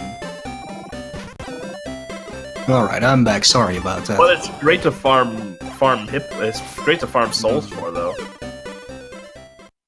Oh, you pick up the souls as well when you're in whip form? Yeah. So Just here you go. Here's on the final boss of Rodland. This boss has, what, 3 phases? Phase 1, he's like in a small form where you just have to go underneath of him whenever he jumps over you and kind of tickle him. This here, the boss turns into a goat, and you have to tickle his feet. Yeah, it's 4 forms, actually. Oh, it's a 4? Okay. So here we have to tickle the knee now.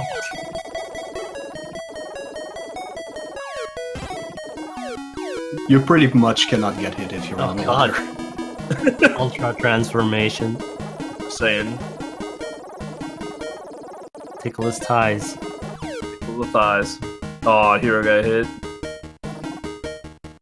Oh, that restarts the boss fight? Nah, No, that was no. him dying, actually. Oh, okay. Yeah. Now, Rodland's done. We did everyone. Now you just seen all of Rodland. Moving on to what is it? Oh, Gargoyle's Quest 2. Gargoyle's Quest 2. Gargle. Girdle questing, yeah.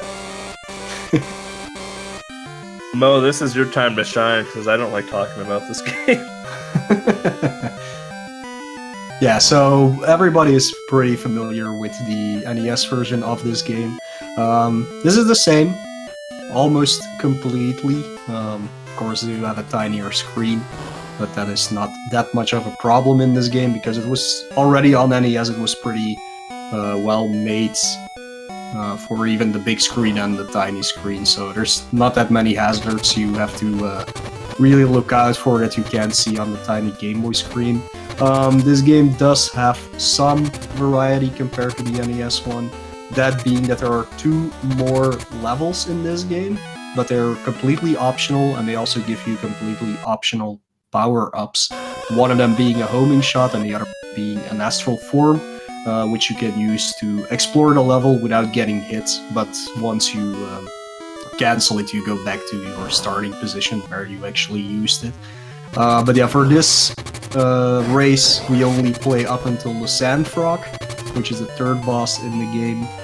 There's still like half a game after that, of course, for people who know this game. But yeah, it has definitely no differences. I think maybe the Sand Frog behaves a little bit different than in the NES version. I think either in this one or the NES one, he can platforms that are in the boss room. and in the other version he can. So you have to use some different tactics for sure. But yeah, pretty straightforward game, straightforward platformer. And compared to the first Gurgle Quest game on Game Boy, this does not have any random counters on the world map, which is a godsend, really. It really is. Yeah, because in the first one, the speedruns of that game range from like 100 random encounters to 4 in the record. Yeah, I think Roguelink has the record, right? He might have, yeah. One in a way, and I know, I believe it was Roguelink that has it. But I remember talking to Rogue at GQ, and we talked about like, I thought about learning Gargoyles Quest 1, and I'm like, no, I don't like randomness. I just want to stop playing Kirby's Dream Land. Yeah, because that game has no RNG at all. But yeah, first boss here pretty easy. There are some safe spots, but you also have enough health to deal with him in the first stage. Not the training stage, this is the first stage actually. You can also pick up an extra health thingy that can help a lot. I don't know if the actual speedrun goes for it. I kind of doubt it, because it makes you lose money. Money, okay. Yeah, it makes you lose time, of course, but it is a very good thing to have safety-wise for sure. Yeah, I mean GQ2 Game Boy is the same for GQ2 NES, with just like the 2 different rooms, like the 2 different dungeons or whatever it is. Yeah. So something I didn't talk about with Rodland either is that every boss in Rodland actually has a little bit of a safe strat, or like a safe place to it. And you can see on a wide look screen that they've just built a ladder in between the blocks and just hung out in the center there. The elephant won't hit them at all. So You're free to tickle. you are free to tickle the elephant. But why do you look? Does have to be a little bit careful with 5 lives left. Yeah, there's not that many stages left in Rockland, But it depends how good you are at the final boss. The final boss can pose a little bit of a threat if you don't know how to handle it. So here you can see Rave Tuba taking on Wolfman. We can see Wolfman broke into 2 different personalities there. And then Ariel is taking on Kabasa. Cabellos.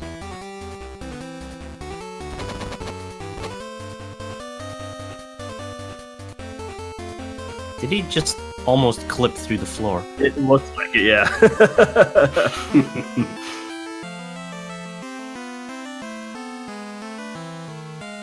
So a bit of an update for everyone. We have Glitchless on Max. Looks like they are going in. They are currently in stage 3 of Max right now. We have Legs on Wave Race. Looks like Race 1, maybe Race 2.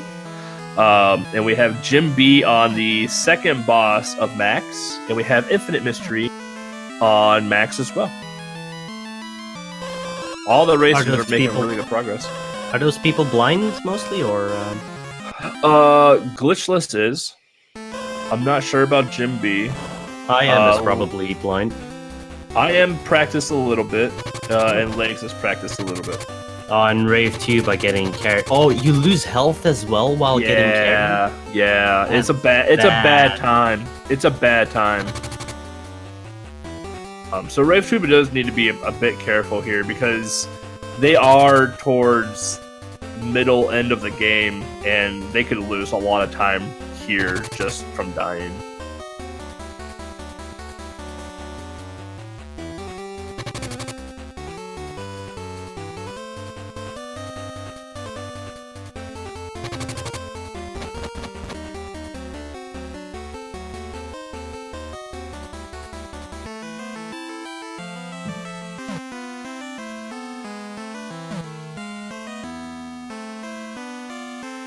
In Gargoyles Quest 1 and 2, the main gameplay mechanic is that your hover bar is very limited, and you have to work around the level trying to get the most out of your hover.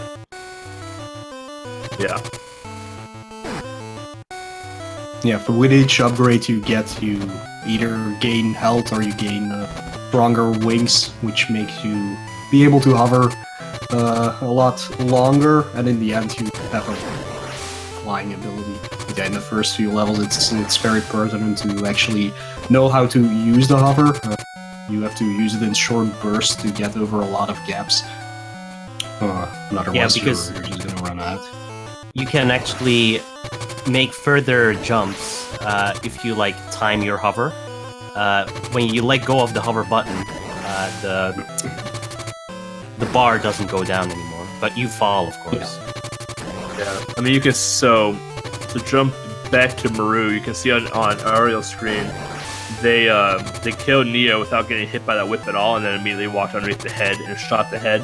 So what's supposed to happen in that boss fight for a good kill is that when the body's exploding, you're attacking the head as well, and by time the body is done exploding, the head is going to start exploding. That means that you finished it. So it's just one continuous laggy animation throughout the entire seizure-inducing section right there. But Ariel is going on to the final fight with a lot of health, so... Yeah, also Gargoyle's Quest 2 only came out in Japan, but we are using the English translation ROM, which is something that is not official, of course, but for those people who are actually playing through the race blind, it might help a little bit to talk to the townspeople to see where they actually need to go, even though it's pretty simple to figure out. But yeah, it does help a lot if you can actually understand what's going on if you haven't played this before. Yeah, I honestly think Gargoyle's Quest 2 is a bit more linear than the first one. A little bit, yeah. Then again, the English in the first one doesn't make much sense in the first place, so... That is true. Yeah. And the text scrolls a lot. A lot slower in the English version of the first game. In this one, I actually don't, because it's just a ROM hack, so maybe it goes the same speed as the Japanese text would be. I'm not sure. This is the worst boss, casually, in my opinion. It's a pretty rough stage as well, yeah. But here we're making really quick work of Gargoyle's Quest, though. We also found out with Gargoyle's Quest 2 is that if you double KO, so if you die and kill the boss trumps and means that the boss doesn't die. You actually have to go through the entire dungeon again and fight the boss again. Yeah. As far as we know, no soft locks in this game, though. Looks like Not that Brave I'm 2 aware of, game over, then has to go back to the start. Yeah, that's Maru for you. That's Maru's mission, yeah.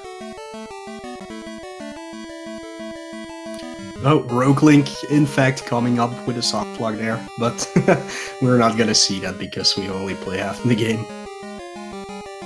Shoutouts to Rogue Link. There's soft locks in Game Boy games? What? No. Definitely didn't soft lock at SGDQ this year.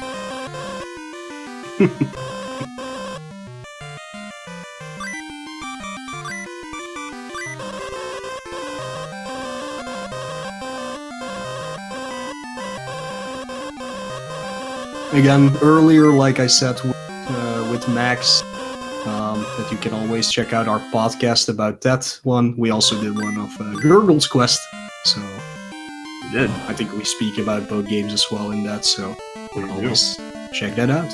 And this is Game Boy Podcast. Pretty easy to find nowadays.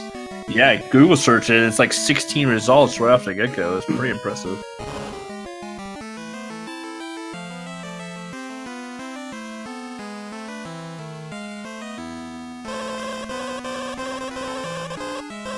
Yeah, you can always check that out, even if you're not interested in the games. If you, like me, an EBC talking, in your ear the entire time, that's a good thing to do.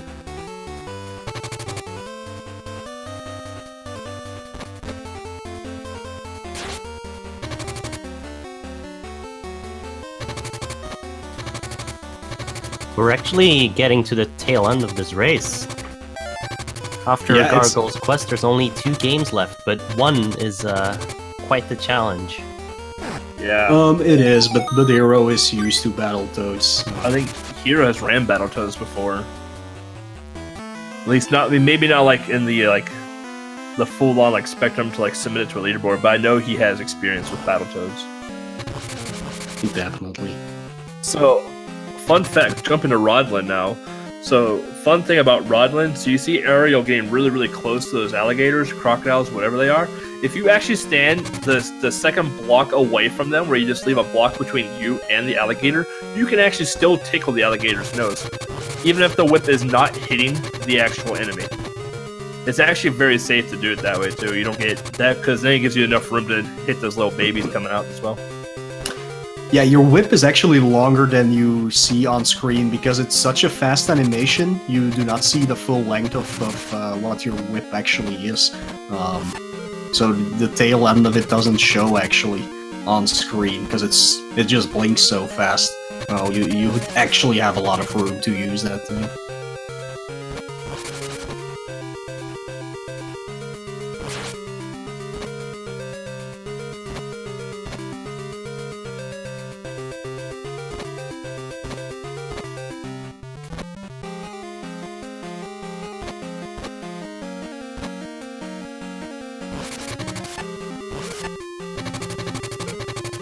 I think the best way to watch the other runners who are not on screen is by going to the actual website of Speedruns Live. Yeah, there we go. Yeah, And I there guess are that's those the little- thing. Yep. Yeah. Or you can use that, what is it called, Cadgar or You can use like the Multistream. multi-twitch, Cadgar. Yeah. What is it, like there's like a speedrun or speedrace.com thing now or whatever, speedrun TV or whatever. There's a lot of options for sure, but yeah, the best one is definitely Speedruns Live because anybody who entered a race and set their stream should be showing up there. I just think Infinite Mystery is not showing up there because he's actually streaming from Retro Gaming Live TV instead of his own channel. Which he is on, looks like the 4th boss, wherever it is, on Max. He's actually doing pretty good. Yeah. Meanwhile, Hero actually finishing up Gurgle's quest here and going to Out of Gas. And I'm really glad I put this game on the list, actually. This game is fun, but this is a game where, like, if you didn't practice it, you could lose a lot of time simply because you getting used to the controls is actually pretty cumbersome. Like, it's just like 24/7 ice fist. Think of like Solar Jetman, basically, you know, or like Centipede or something on the arcade. Yeah, it is a very floaty control. It's not Asteroid, unlike rather. Wave Race, actually. It's kind of similar.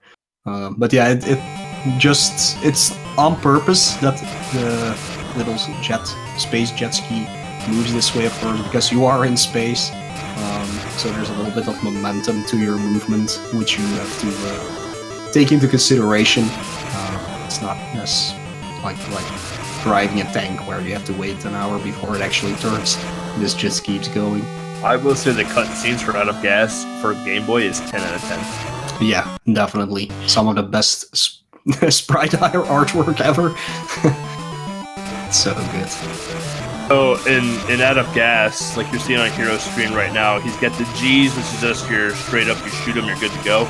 Then you have your numbers, your 1, 2, 3, 4s. You have to shoot them in order, so 1, 2, 3, 4, in order for them to trigger and to collect them. So there is a little bit of thinking involved with some of the later stages in Out of Gas, but for the most part, it's a pretty easy game.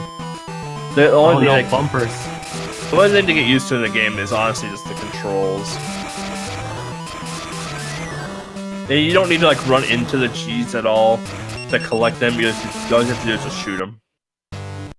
Yeah. Also, anything on the screen, stuff like that, bumping into them is not a problem. They're just there to be in your way. But there are some that shoot either normal bullets like you are doing, or as you may see later levels like rockets.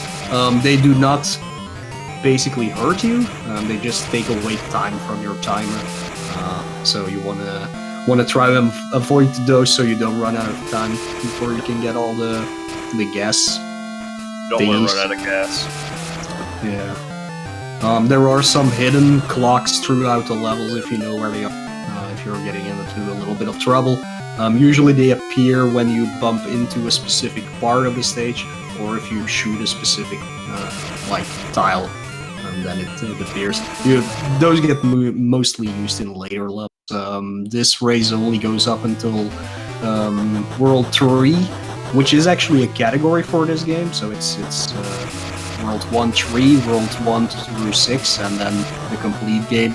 That's a really, really long speedrun. I've seen it being run on something on a marathon, but I don't remember which one it was. Like the entire game as well as back then. I think it was even. Even? You cut out. I think it was a race between two people, the full game.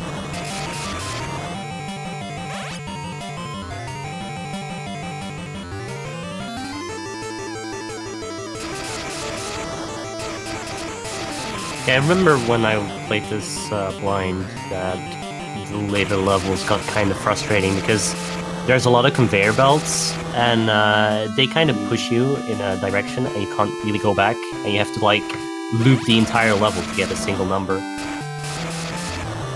Yeah, absolutely. And you don't know where the numbers are to start with, so... Yeah, if you're going in blind, definitely. Luckily, of course, this game has passwords for each world, so if you're playing it casually, you can just take your time with it. It definitely will take you like 3 hours to get through this game, I would say. At ESA, yeah, that's definitely a possibility, Otter Blues. I don't remember that. I think it was last year, yeah. Oh, that's why I didn't remember it. Probably. Yeah.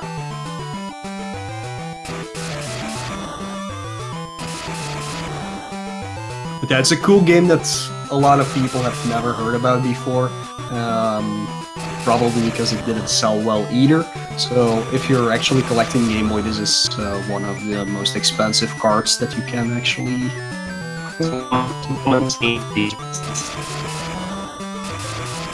Expensive part.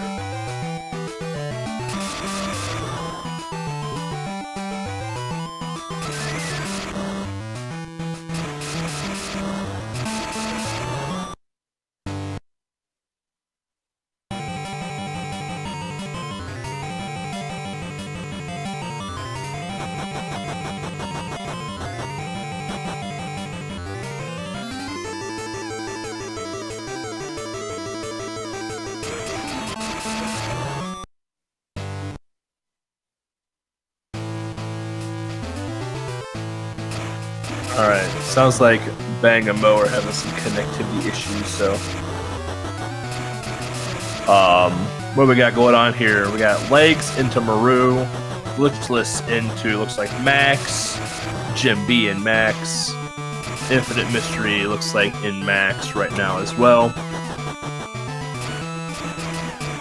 The Infinite Mystery on the final boss of Max, so...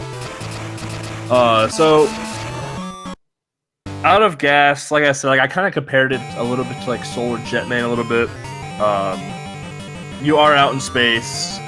It's 360 controls, slippery physics. It's one of those momentum type games where if you're going too fast, you need to stop on a dime. You're not going to stop on a dime. You're going to slide for a bit. So you have to anticipate when you're wanting to stop or when you're wanting to slow down a bit.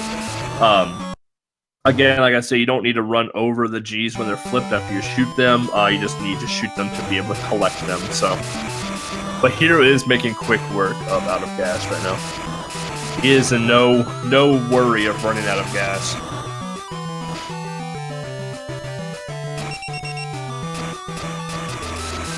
So you can see on Rave Tuba's screen, Maru fell down into a pit, and it goes into a seizure-inducing screen wrap for longer than it ever should.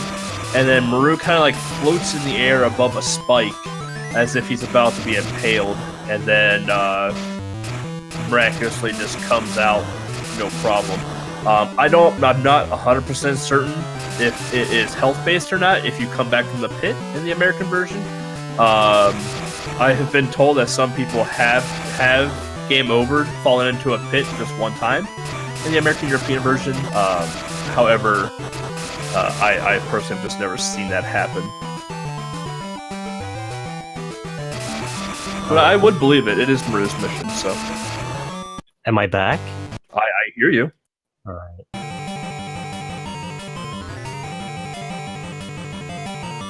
Can you believe people are still playing Maru's mission in 2018? I cannot. I mean, I can because people requested it for the Tiny 10, but Every yeah. game I request, Molish is like straight up no. Yeah, same with me. Doesn't want Shaq Fu or Alien 3 in the Tiny 10. I don't understand why. We're both such like Alien 3 lovers, and just doesn't want it. We big boys. That was Yeah, weird. Belgium has fantastic internet. I think it was just Discord itself because like everything else is working perfectly fine here. So I don't know. It's definitely the curse of Tiny 10. For those of you who don't know what that is, like this is the 8th time I'm doing this, and either I get a blue screen right before everything starts, either I lose my connection. Today I already got a telephone call in the middle of it. It's always something. It's unbelievable. It's Maru's curse. Just the Tiny 10 curse. Yeah, it really is. It's unbelievable. What was it, the last Tiny 10, I think it was, you blue screen for like the first 3 games. Yeah. Uh, Yeah, there's always a lot going on when it comes to Tiny 10. I'm always hungover. Like, every single time. That is your own fault, mister. Yeah, no, it's not. Those Saturdays, man.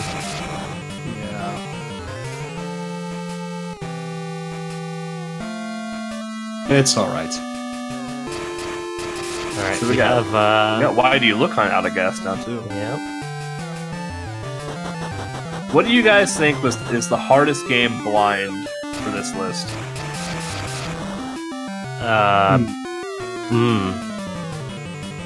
I think it's Gargoyle's Quest 2, followed by Battletoads.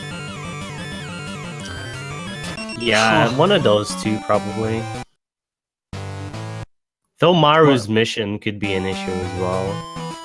Yeah. Yeah. I think I would say Battletoads just because it has limited continues. Gargoyle's Quest might be harder to actually find your way, but even if you die, you do not lose any progress. So time-wise, it might take a little bit longer than Battletoads, but Battletoads puts you back to the start, so... At least it isn't Battletoads and Double Dragon. Oh, That boy. game is...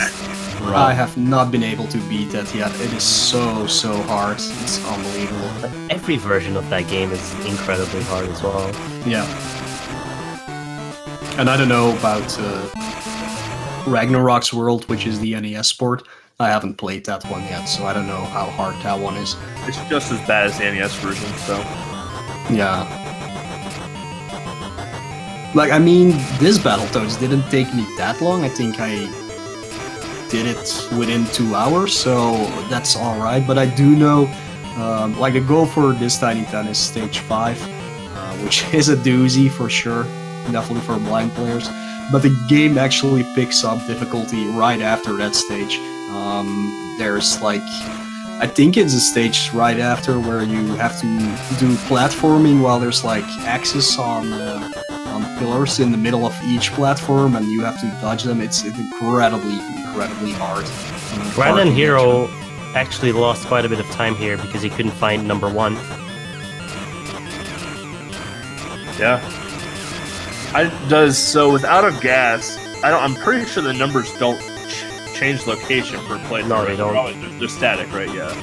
Mhm. He might actually run out of time on this level. Run out of gas.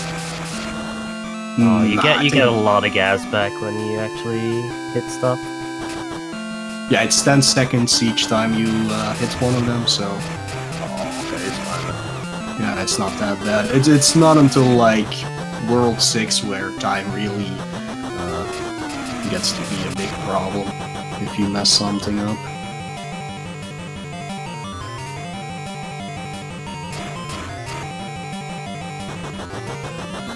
This music, though. The music is so good. I'm just like in a trance listening to the music.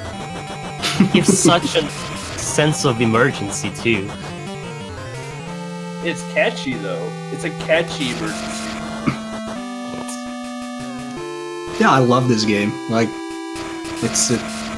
I had it since I was a kid, and I always really enjoyed it, even though it's such a, well, not weird game, but It's different. yeah, it's very original for sure.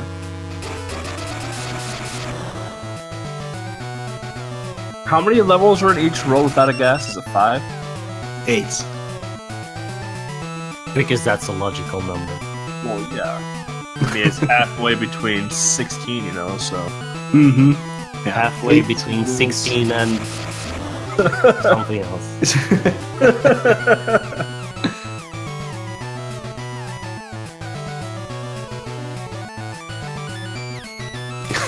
Poor Otter Blues. Yeah. I almost ran to it until I saw Battletoads at the end. I'm like, nope.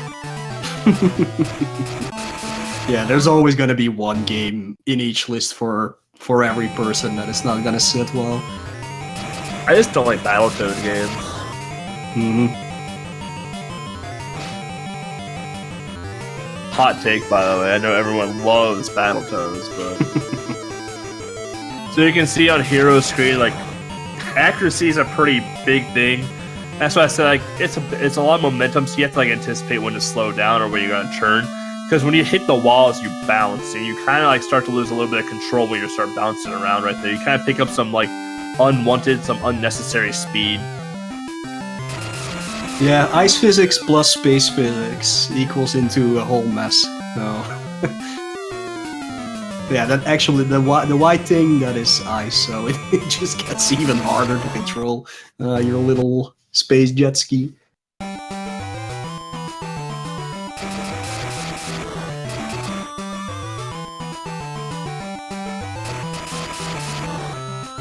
Thought Hero was stuck there behind the number 7. Can never trust that number. It's not a good number.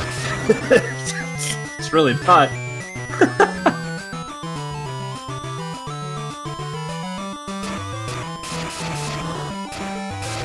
I don't know what's going on in chat. So here's the next real question, Mo.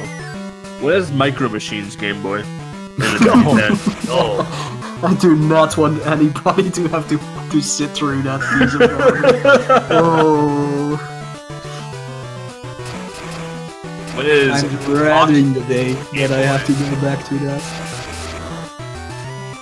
Do we have Boxel and Hyper Load Runner? Oh yeah, We have yeah. Captain Duck's favorite Quirk? Quirk, yeah. Well, that at least is a good game. It is a good game. Not as good as Amazing Tater because it has the word tater in it, but you know, whatever. Yeah, I still have to finish Adventures of Lolo. Also another game I never want anybody to ever suffer through. And if you want to, just go and play the Japanese version that at least stops after 50 levels, instead of the American or European version that has 120 levels plus 5 bonus stages.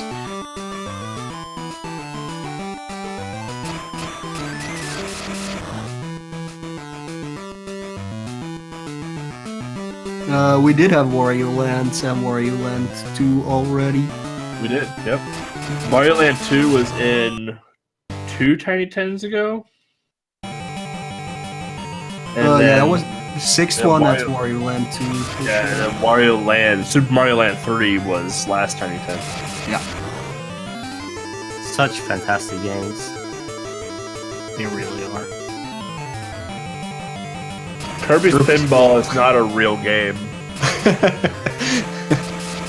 doesn't even exist in the library. Yeah, I think it's easier to get a high score in Revenge of the Gator than to actually finish Kirby's Dream Land. I don't know. Should we ask John that? I don't know. Has he played Pinball Land yet? I don't think so. Yeah, he's gonna be stuck for 7 years on that. I didn't have any issues with it. Then again, I like, normally haven't either until I had to play it for my system challenge, and then it took me what 9 hours or something. Oh, I like Pokemon Pinball too, and some people hate that game. So yeah, it's the same engine. Yeah, it is. It's not a bad game.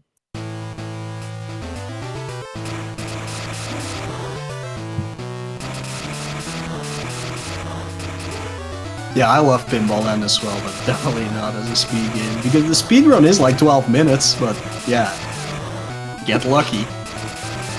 yeah, the level Gran and Hero is on right here. You can't stand still.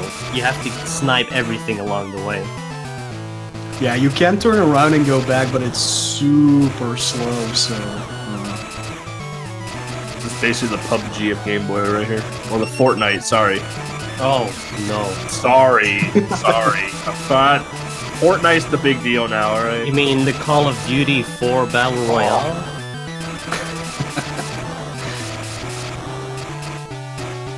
yeah, it's not even the real Fortnite game.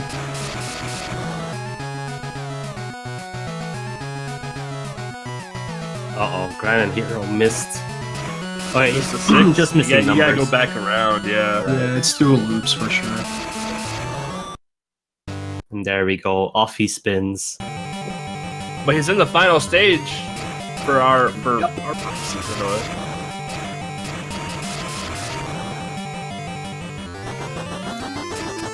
This is a weird stage. Once you position yourself perfectly, you can just go like one straight path, but if you're 1 pixel off, you keep bumping into every corner of this stage. Yeah, and bumping is not fun. Like I said, like you start gaining speed, you start losing control, it's just not a good time. And then you get the tracks tank shooting at you.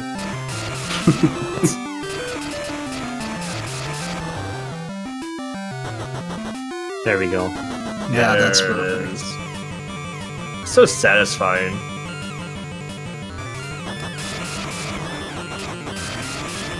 Oh man, 2 in a row. And he's done. There we go. Moving on. God, look at that cutscene. She's just so bored. So good. Yeah, I definitely would recommend checking out the entire game just to see all the cutscenes. The cutscenes are so funny in that game. Oh, now we're on to Battletoads. And Also known as Jump and Punch, yeah, also known as Jump and Punch. because that's literally all you have to do to kill everybody the fastest way. It does leave you open for some attacks, but yeah, it's always the fastest way to do that. Yeah, and this is the final game of the list. So Hero is on the final game of the Tiny 10 list right now. Yeah. Can he do... No, he can't do sub 2, I think. It's would gonna be- be hard for It sure. would be real close. He would have to not die. And Yeah, he would- if he doesn't die in the, auto-scrolling stages, that would definitely help. The thing is with those auto-scroll stages is they have checkpoints like the Turbo Tunnel in the NES version, and it puts you back at that checkpoint. So yeah, maybe it's possible, but I think it's like 10 minutes to actually reach the goal. Hero does also not take the safety route during the final part in stage 5. But there is one for people who have troubles with that stage. We are in the Turbo Tunnel. Well, Already. the Game Boy version of the Turbo Tunnel. Yeah, this is not really the Turbo Tunnel because that one is in Ragnarok's world, of course. But yeah, this is the shoot 'em up stage, For now. which has a part where you have to dodge Yeah. like in a Turbo Tunnel for sure. This is probably the best shoot 'em up on the Game Boy. Nah. It's a tie between Mega Man 5 and this, for sure. Mega Lag 5? So a fun fact on the shoot 'em up stage here that we have, you can actually charge your shot to put a bigger shot out there. I don't know how much that's actually used because you can just smash and shoot as much as you want as well. But these little spike balls here, if you crash into one, I think you die right away, right? Yeah. Yeah. And they get progressively faster. Yeah, it is a simple pattern, though. It's really nothing like the turbo tunnel where it just gets batshit crazy.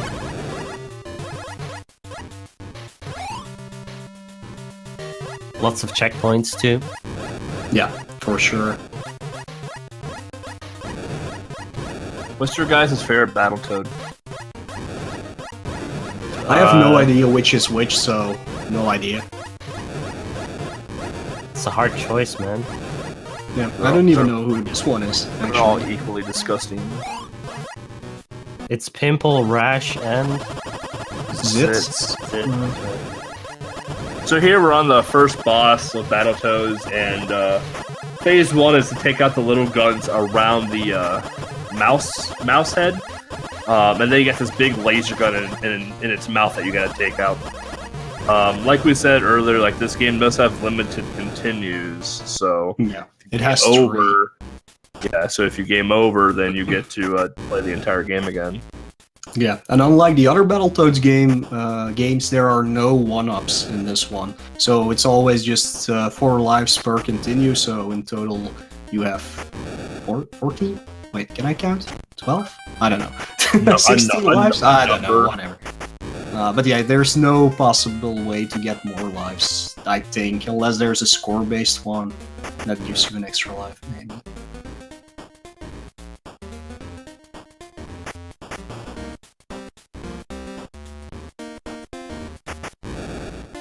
That's how you take out tornadoes right there. You see a tornado in real life, you just walk up and punch it.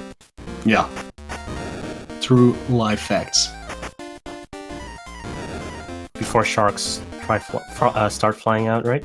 Yeah. So that little like wavy stuff on the ground, I don't know. I think it's supposed to be seaweed or fire or something. I think it's seaweed. I don't know what it's supposed to be. It's fire. I think okay, you're supposed to be. It hurts you. So this is a boss, right? Yeah. Yeah. So this here you're supposed to just jump punch. You can kind of like stun lock it in place.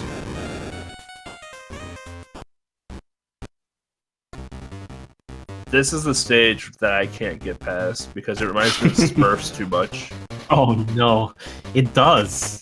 On the NES, This right? is You have to wait for the rocks to come out of the water too, just like in Smurfs. And like the platforming in this game isn't good. it's not. And not a single Battletoads game has good platforming.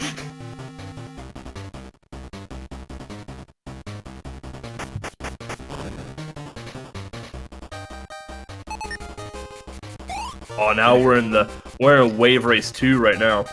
Yeah, another auto-scrolling part. There's quite a few of these. Rare really hated their player base back then, didn't they? Yeah, they Yeah. still do, honestly. I played through RC Pro Am 2 this week I'm on sorry. NES, and oh man, good So- game, but just not possible. So you can jump, yes, you can see, you can jump on this little, like, sea-doo thing here, to dodge little whirly guys. I like, this stage is cool, because you get to fight something at the end of it with the sea-doo as a weapon. Yeah.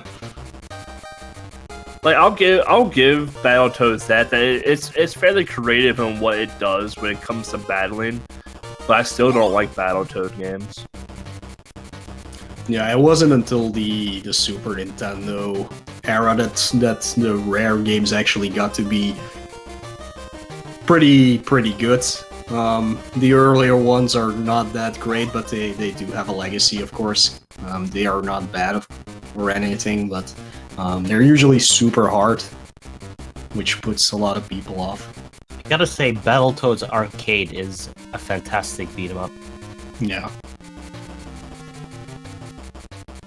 But yeah, when it comes to consoles, it wasn't until like the Donkey Kong Country series that they actually put like, well, they always put a lot of effort into their own games, at least. Yeah. 'Cause for those people who don't know, Rare constantly got hired by LJN back in the day to make pretty much all of their games. So that's why you always see the credits of Rare in a lot of LGN games. But LGN paid very poorly, so they never actually put effort into making the games, and that's why they're all really, really bad. Here we go. That way, there's a We got stage Smurfs. 5 here. Yep, running away from the brain. Run away from Krang. And Hero is not gonna do the safety thing where you just wait for it. He's just gonna go. He's just gonna go. He's so used to this level that he can make it perfectly. So towards the start of the stage, you can actually let Krang bounce over you. And you can just basically finish the level from there without having to deal with the thing following you. To be honest, this doesn't look too bad. It's once you've done the level like 2 or 3 times, it's okay because you know where to fall and how to fall quickly through like the zigzag stuff. But at the start, it's a little rough. It's like the Tron level a bit in the NES. You know, like if you know when the turn is coming up, you can anticipate it and it's fine. But yeah, definitely. They did design this level with some, like, all those spikes that you see in the background are all indicators when there's a turn gonna come up or something. So they did design it well, but because you have to be so fast, it's kind of hard to take in the level the first time you play it and see where you actually have to go. But yeah, it's really not a problem once you know it. So the boss just loses health over time? Yeah.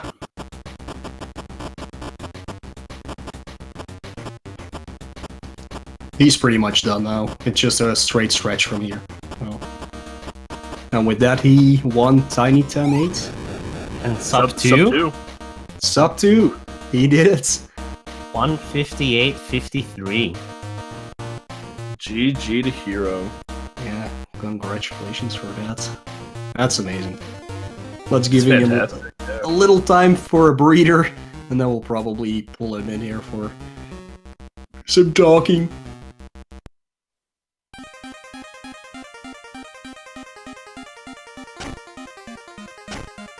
The level order is so messed up in this Game Boy version. I mean, it's not the port of the NES. It's just Game Boy's version of Battletoads. Yeah. Ragnarok's World has everything in order. These birds are taking their time, though. Oh. Oh. Ooh. That was close. Is he gonna get hit? Oh. He can do it. Can he do it? Oh. There it is. Oh. Yeah.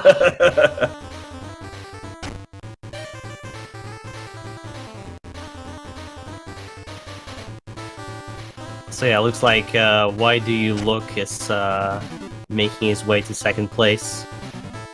And then we have Joig Ariel, or however you pronounce that, in third place.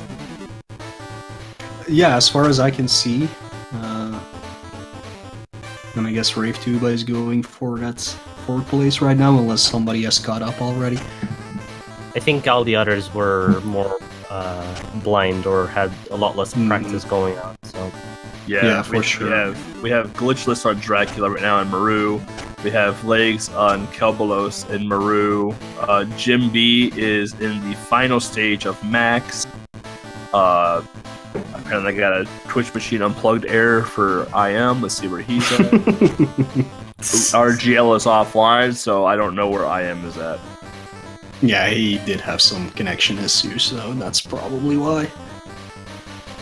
Last time I saw that, IM was on the final boss of Max, so I can safely assume that he was on Wave Race.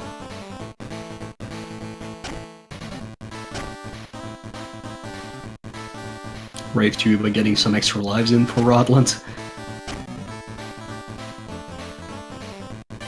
He is already low for stage 13 for sure.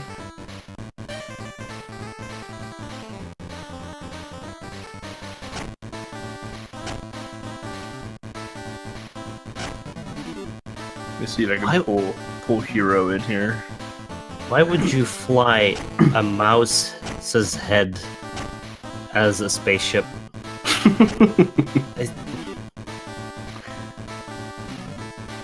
Well, why would you ride a bike if you're from Mars and you are a mice? Good point. Yeah, like, why? Like, are bikes really popular on Mars? Or, like, I don't know. Is that where the task just goes out of bounds everywhere? I think that's a pretty good task to watch. Like, is it a Super Nintendo game? Yeah. I think it just goes under the map for every single race. Great game.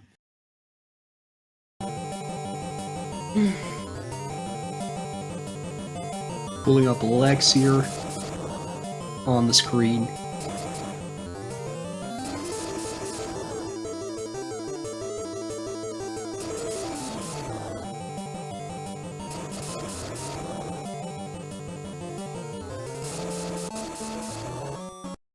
Yeah, unless, why do you look game overs in Battletoads?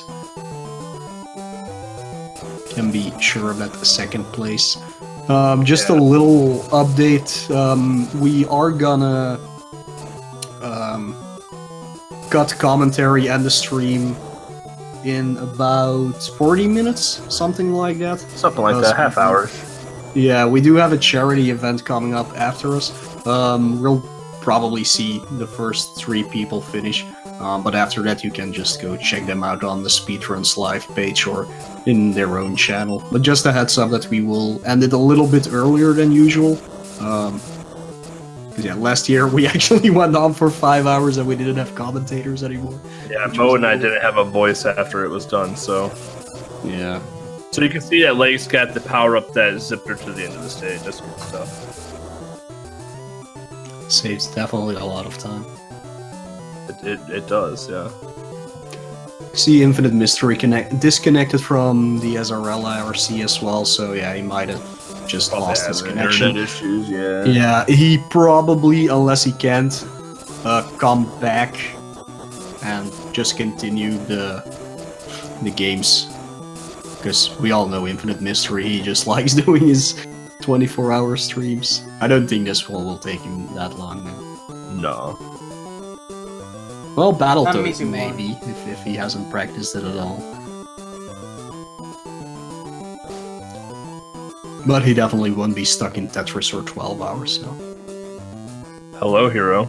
Hi, everybody! Congratulations on first place, and sub 2. That was always nice to see. Yeah, it was really nice to get that sub 2.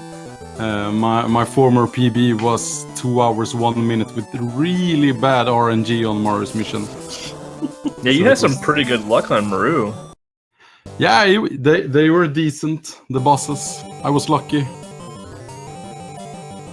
I had a theory though, because when I played the game more and more, when you mashed through the opening sequence, then Golem would always give you the super bad RNG. And when I started to not spam that cutscene, Golem got better. And if that's just in my head, I have no clue, but I didn't spam the cutscene, and the Golem was pretty nice. Yeah, I think who was it? Rafe Tuba, who got really bad RNG on the Golem.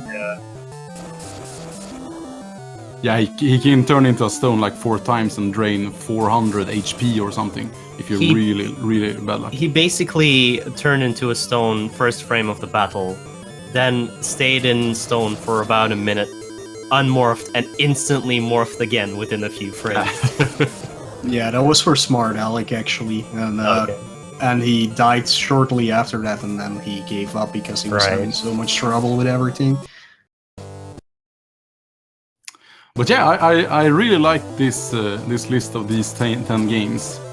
It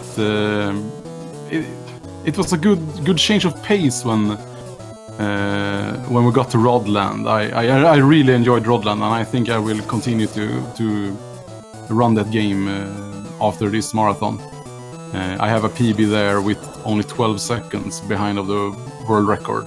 Oh, so damn. with some, Nice. with some what do you say, management of the enemies a bit better. It should be all right. I've learned a quick kill on the bosses and stuff like that. So going Yeah, into this race, like you did a lot of practice, right? What game were you the most nervous about going into the race? And which game were you the most comfortable? Out of Gas was the worst game for me. I just had a hard time picking that game up. It didn't set into my brain how I was supposed to play that game fast. I had a plan of like printing out maps on every single stage and have them in a stack here on my desk and just throw the map whenever I completed one. But I got better and better slowly at the Out of Gas. So Tool assisted. yeah, almost. The easiest game for me was Battletoads. I tried to speedrun it last year, and a lot of Yeah, I'm not things gonna do just was there in my muscle memory still. So that's the so easiest and the hardest game, I'd say, for me.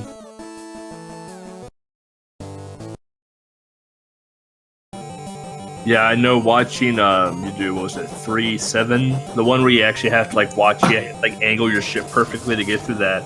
I'm just like watching, I'm like, man, I remember playing Out of Gas and just bouncing just all the time off of the walls and just not being able to do anything because you lose control of your ship so easily when you hit off the walls. But Right. We have a second place. Why do you look just finished in 2 hours, 8 minutes, and 34 seconds? nice.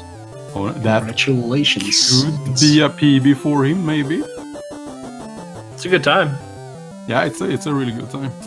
So you can see Rave Tuba here spelling some letters for extra to get some extra lives there in Rodland. There we go. Yeah, it does take up a lot of time getting that because the cutscene is really long for getting an extra level. You cannot skip it at all. But as always, Mo, I just have to thank you for organizing Tiny 10. When the list goes live, it's like a AAA game release for me, because Tiny 10 is more or less everything I play on my free time during these weeks of practice. And when these 10 games started, I felt like, oh my god, Gargoyle's Quest is gonna be hard, and I didn't like Out of Gas, but slowly every game just gets to you, and Gargoyle's Quest is one hell of a fun game as well. So I might look into the full run there. I don't know how hard it will be after the Sand Frog. And I don't know if you noticed, but I was super lucky in Gargoyle's Quest at 2 times where I almost died to spikes and lava. I actually did not see that, no. Well Yeah, done. that's definitely lucky. Then everything according to plan. Yeah, it's kind of hard to see everything, of course, when you're watching 4 people play at the same time. Well, actually, while watching you, I only noticed one, like, tiny well, not tiny, there was one level in Out of Gas where you kinda had to go through the entire level 3 times to find number 1. Yeah. I just my brain just shut down there because I thought I had already taken number 1, and then I got to number 2, and I was like, why can't I shoot it? Oh my god! And what I should have done there is, if you press start and select at the same time, you suicide and restart the level. okay. So I should have done that, but yeah. Yeah, it's on the level Ariel is at right now, where it happens. Yeah, this exact level. Oh yeah, that one. Yeah. It's strange. Some levels are really strange.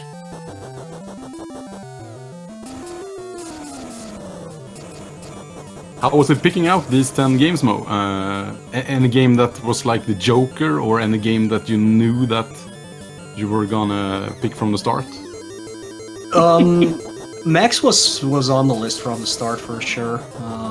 And I think one of the other games, but I don't remember. Oh yeah, Maru, because everybody kept requesting that. So Everyone those were wanted the two games, but Maru was all go game to put in there, Enter of course, there. because I knew everything that Thank could you. go wrong with it. We haven't seen that much going wrong with it. Just sad for Smart Alec that he totally got screwed over by Gollum there. Yeah, So and that- that could that was happen too to everybody in the race. Yeah, he got through it though, so I didn't even catch where he actually died. But he was really, really, really low on health going into the Golem fight. So after that, he probably couldn't hold on Oh for my much God. longer. Because Thank you. health management in that game is definitely very important. For the other games, I just picked some random interesting ones. Like Out of Gas was one of the last games I picked because like every time I forget about that game, and I was like, oh, this is definitely the time to put that in. Wave Race was a little bit weird to pick maybe because it's the first time I actually went out to look for a race/sports game that would fit perfectly. Luckily, this one is really easy, especially the goal that we did. But it's gonna be hard to find other sports games that fit well into. Rally. Yeah, that one is too long. What? It's Jack- like Jack 15 Brew. minutes. If you can play the game, yeah, then it's 15 minutes. Oh, But, it's yeah, easy. I don't know. Jack Fu is 6 minutes. Yeah, but it's also only holding down, down. No. Yeah, No, and pressing A. So. It's you have to swipe to the direction of your opponent as well while holding down. Ooh, such tactics you need for that. I'm just saying, Shaq Fu for Tiny 10-9. Yeah, I'm just not gonna do it. Do you want more races, CBC, or do you want less racers? Or runners, I mean. I bet we'd get more runners with Shaq Fu. Yeah, but then I'm pro Shaq Fu. The only thing he's interested in is more Shaq Fu. Yeah. Give me Alien 3 and Shaq Fu in a Tiny 10. Oh boy. Expert edition.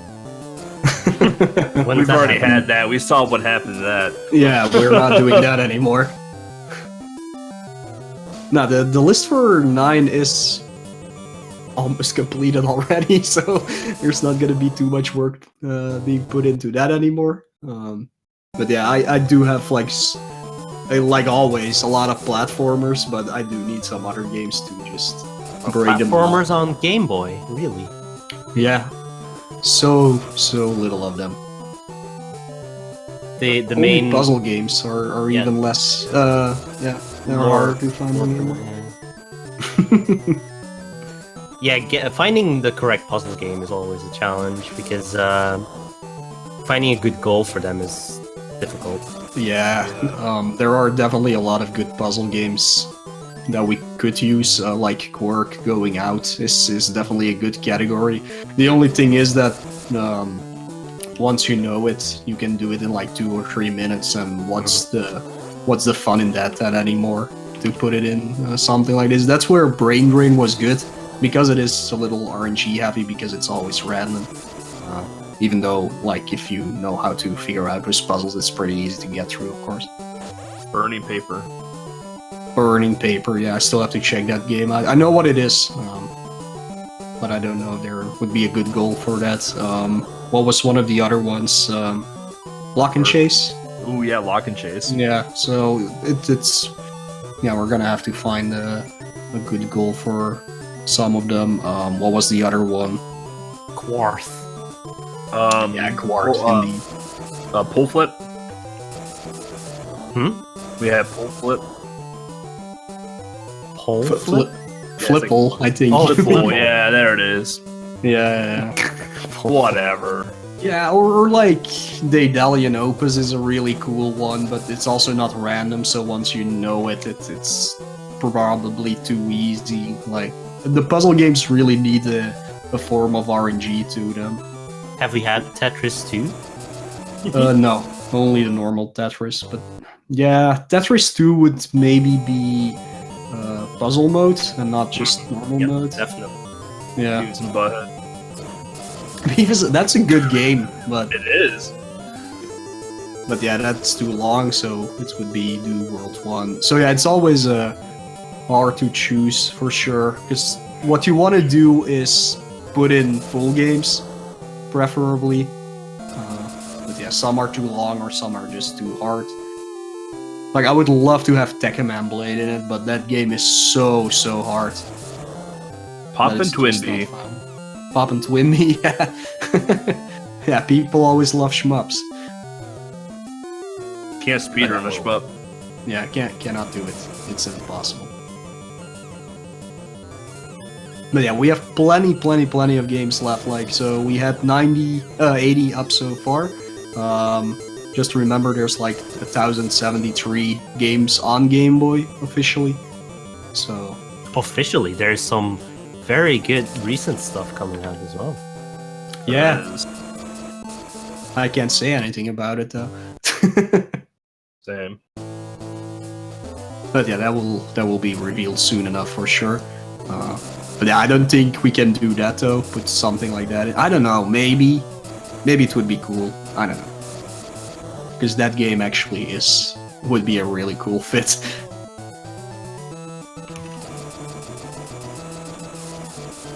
I think didn't the Big 20 have Battle Kit at some point? Yeah, it did in this last Big 20. That was the mystery blind game. Very mysterious. Nobody could have guessed that. Such Yeah, a popular new game. games are definitely a possibility, I'd say. Yeah, for sure. Like, that one would be really cool, but it would also need a goal, I think. We'll see. And I don't think I want that. Yeah, I don't think I want to get a Snake Bird. I can't even finish the first level. It's too hard for me. It's just too hard. But yeah, I'll pull up my research list here if I can find it. Where is it? Because I did already announce one of the games, but I don't remember which. Oh yeah, Little Indian in the City is gonna be one of the games from the next Tiny 10 for sure. You announced the Punisher as well. Oh yeah, and the Punisher Ultimate Payback. Bold move on that game. Bold move, yeah. It's yeah. Maybe put that as a last game. Nah, it's not that hard. It's not if you know where things are. Yeah. But even then, like, blind, it took me like what, 45 minutes to get through the game, so it's I think not it took that about bad. an hour to do it blind. Yeah. What else do I see? A Mega Man game will show up again for sure. So it's gonna be either 3, 4, or 5, half of the game. That is up until you like defeat the mid boss and go to the second set of robot masters. That's something that we can definitely do. And then there's like a whole bunch of games that need research, or it's just some people playing it to see what would be either a good goal or if it's viable as a full game. When's Sumo Pokemon? Fighter. We already had Pokemon. Yeah, I'm never doing that again. That was awful. Yeah. Sumo Fighter, though, if you guys are wanting to route a Game Boy game, I already did some of the base routing. Go do Sumo Fighter. It's a really fun game. It honestly is. It's like Rygar and Ninja Gaiden like mixed together. Yeah, it's definitely fun, but at this point in time, the speedrun is not sad enough to actually include it. Yeah. There's a few other games that are very popular, like Final Fantasy Adventure / Mystic Quest, or even Froggy Game. But those games have such a slow intro to them that it's not really fun to put them. Wait, you're worried about a slow intro, but you had Wario Land 2 in the Tiny 10. Battletoads! Yeah, but that was at least once that game. It's fun, but like Froggy Game and Final Fantasy Adventure have a lot of cutscenes to them, and we tried that with Pokemon, but it's just not fun. Just sitting there through that intro section. So. Well, Pokemon is just so reliant on like getting the perfect stats right away. Mm-hmm. So here you can see Ariel now in Battletoads as well. I'm gonna try and make quick work at this game here and take 3rd place. While we have Rave Tuba and Rodland and Scene. I don't know what scene they're in. Scene Extra right now.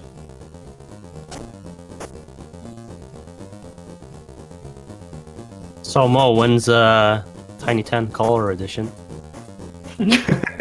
I'm not organizing that. I'm staying far, far away from the Game Boy Color library. Good job. Plus, it would only be 1 edition anyways, and it would be over. Yeah. It would have Metal Gear on it, and that's it. I don't think you can actually get a decent goal for that. The intro is like 12 minutes. The intro Yeah, is long. it's always such a problem. Yeah, what else would you have on? It's like Oracle of Ages or Oracle of Seasons, but probably both because otherwise you can never get to 10 games. Again, you could very always boring use- intro. You could always use the color editions from, like Castlevania Adventure for Game Boy Color and Yeah, no, that's all original Game Boy. Type TX. Oh no, that's bad. Port. no, please don't. That's a really bad port. Yeah. Well, And- Tomb and I have- Raider is kind of an okay game on Game Boy Color. Resident Evil Gaiden. Oh Yeah, which no. nobody can understand. Well, I guess there's an English translation for it. Doing this all for Bangor right now. He wanted it. He's gonna get it. Or with the Tiny 10 Advance. There's only one good Game Boy Advance game in the world, so it doesn't matter anyway. Chin-chan Cinema World. No, Yeah, it's there's a lot of Barbie, good ones. Barbie the Magic of Pegasus. Oh yeah. Mary Kate and Ashley Olsen's Sweet 16 License to Drive. Oh, but then we can have Has, the, like, 20 the games. South Park game. Yeah, that's true. Oh yeah, the newly released South Park game for Game Boy Yeah. Color. Yeah. Or the Vanilla Ice game. Yeah, but that one we can't get, sadly.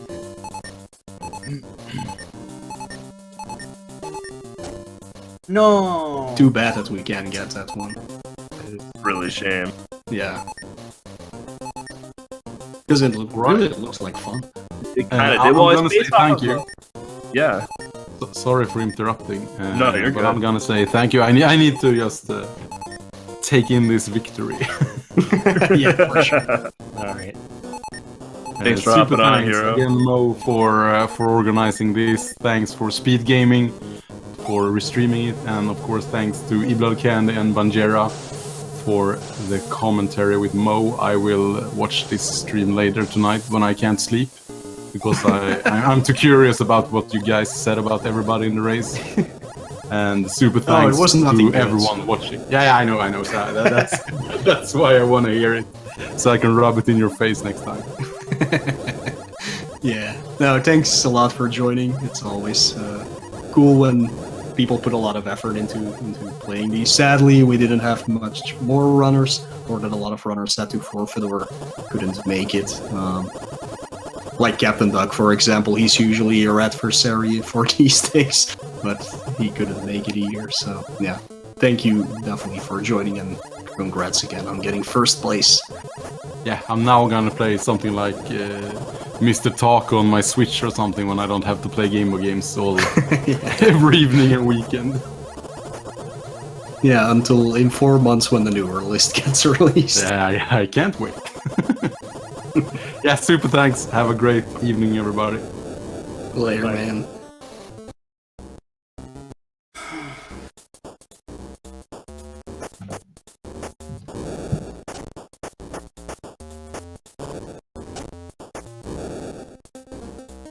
Oh, there you can see the ending to Maru on Glitchless's screen there.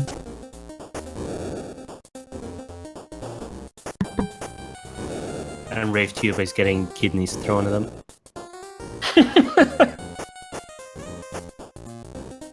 Sprinty Legs is waiting for Kelbolos to come onto screen so they know where they are. Because you just never know where they are when they jump off screen. It's an awful fight. What a dumb fight. So an update: Jim B is on Dracula and Maru's mission. I don't think Infinite Mystery is back on yet, so I'm not sure where he is. Yeah, I don't see him anymore. He was on Wave Race when he got disconnected, and the other racers you see here on screen right now. Yeah, if Infinite Mystery can't come back today because of his internet issues, he probably will do it all over again on another day when he actually has internet. Probably. So you can see on RaveTube's screen them trying to throw the whip at the character, and just the hitbox on the whip is just it's really bad. Like if you get them up against a wall and you want to try and like whip them around, you need to actually be a decent ways away from them to actually wrap them up and utilize the whip. Otherwise, the hitbox doesn't trigger, and then you just get hit and get killed. Yeah, I don't know what RaveTube's experience with Rodland is, but yeah, I don't know. I think he hasn't played this before.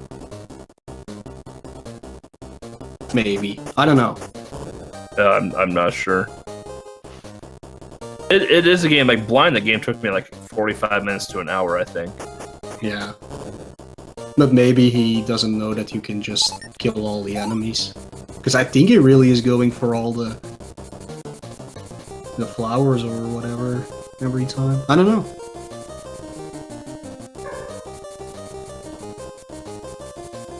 Then we got Ariel here in the Sea-Doo section. Wave Race 2. About to go into Tron stage once Sia takes out the boss.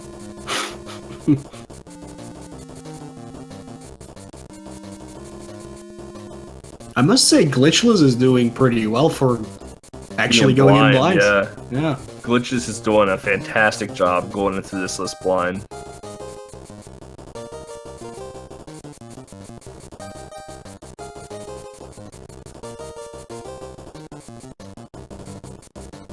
Battletoads does have some catchy music. Yeah, it does some things right.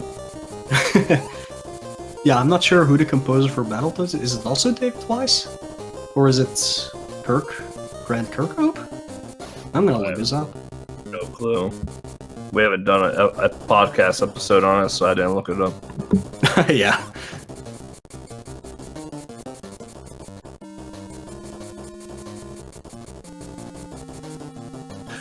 So, while we're in home stretch here for showcasing Tiny 10 number 8 on Speed Gaming, if you are looking into wanting to get more into Game Boy, whether it be casual playthroughs, hardware technical stuff, software technical stuff, speed running, the Game Boy community is fairly open to pretty much anyone willing to help out, even if we don't know much about the game.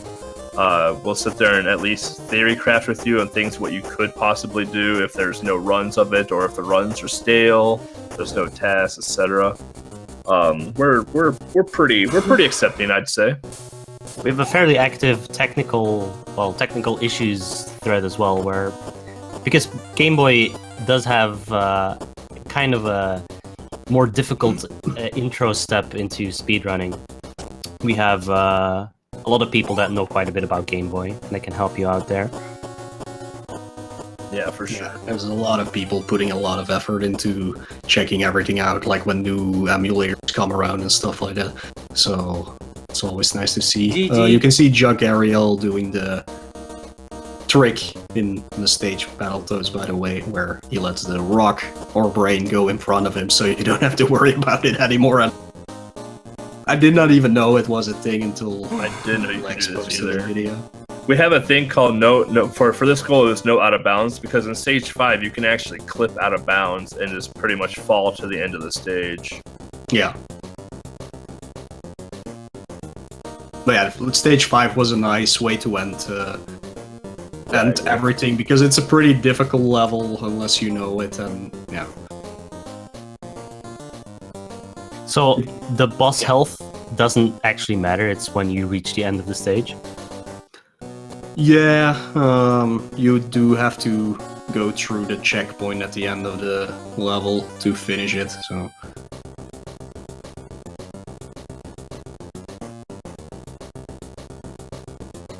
And I can confirm David Wise did the soundtrack for this game. Thanks, Windows. And Ariel clocking in, probably gonna be easy third place here. Yeah, it seems to have a bit of issues with the stream, but yeah, he finished some already. lagging. so yeah, Jug Ariel finishes third in 2 hours, 32 minutes, and 5 seconds. So we got our top 3 finishers there. Yeah, and that's usually the Thames. That's a river. That's usually the times that we go for when actually making this list. Sub 2 hours is always possible. With a good lot of practice, you can definitely get Third that place! sub 2 or being close to 2 hours for the 10 games. With little practice, 2 hours and a half to 3 hours is usually 2:32. the goal. And yeah, blind, that's a total different thing, of course, but yeah. I mean, when Mo chooses these games, he does try to pick the games that are going to be a bit friendly to the blind people as well, just because we do have some racers that do enjoy these types of games going into them blind. But so that's why when we say like Alien 3, like we're kind of joking around because that game is not blind friendly by any means at all. So It's like 20 minutes if you know the game, and if you don't know the game, it's 8 Yes, I'm hours gonna or host something. someone that is doing this blind. Okay, so we have commentary apparently. Yeah, from Jug Ariel.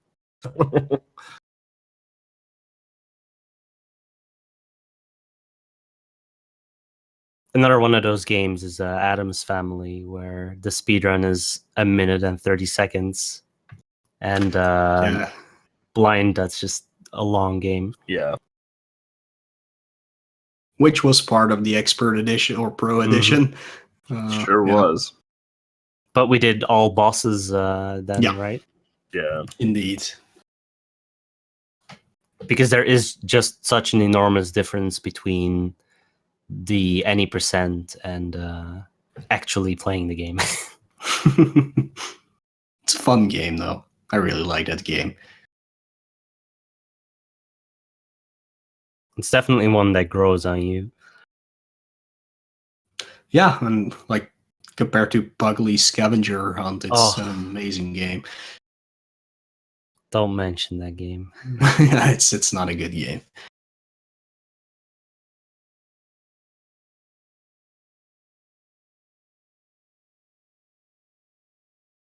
Yeah, eventually we're gonna have to play every single Game Boy game, man. In Tiny 10. Tiny 10 number 170 is gonna have the final The final game. Game Boy What would the final game be? Whew, that's a very good question. Because we pretty much did all the popular ones already, so none of those for sure.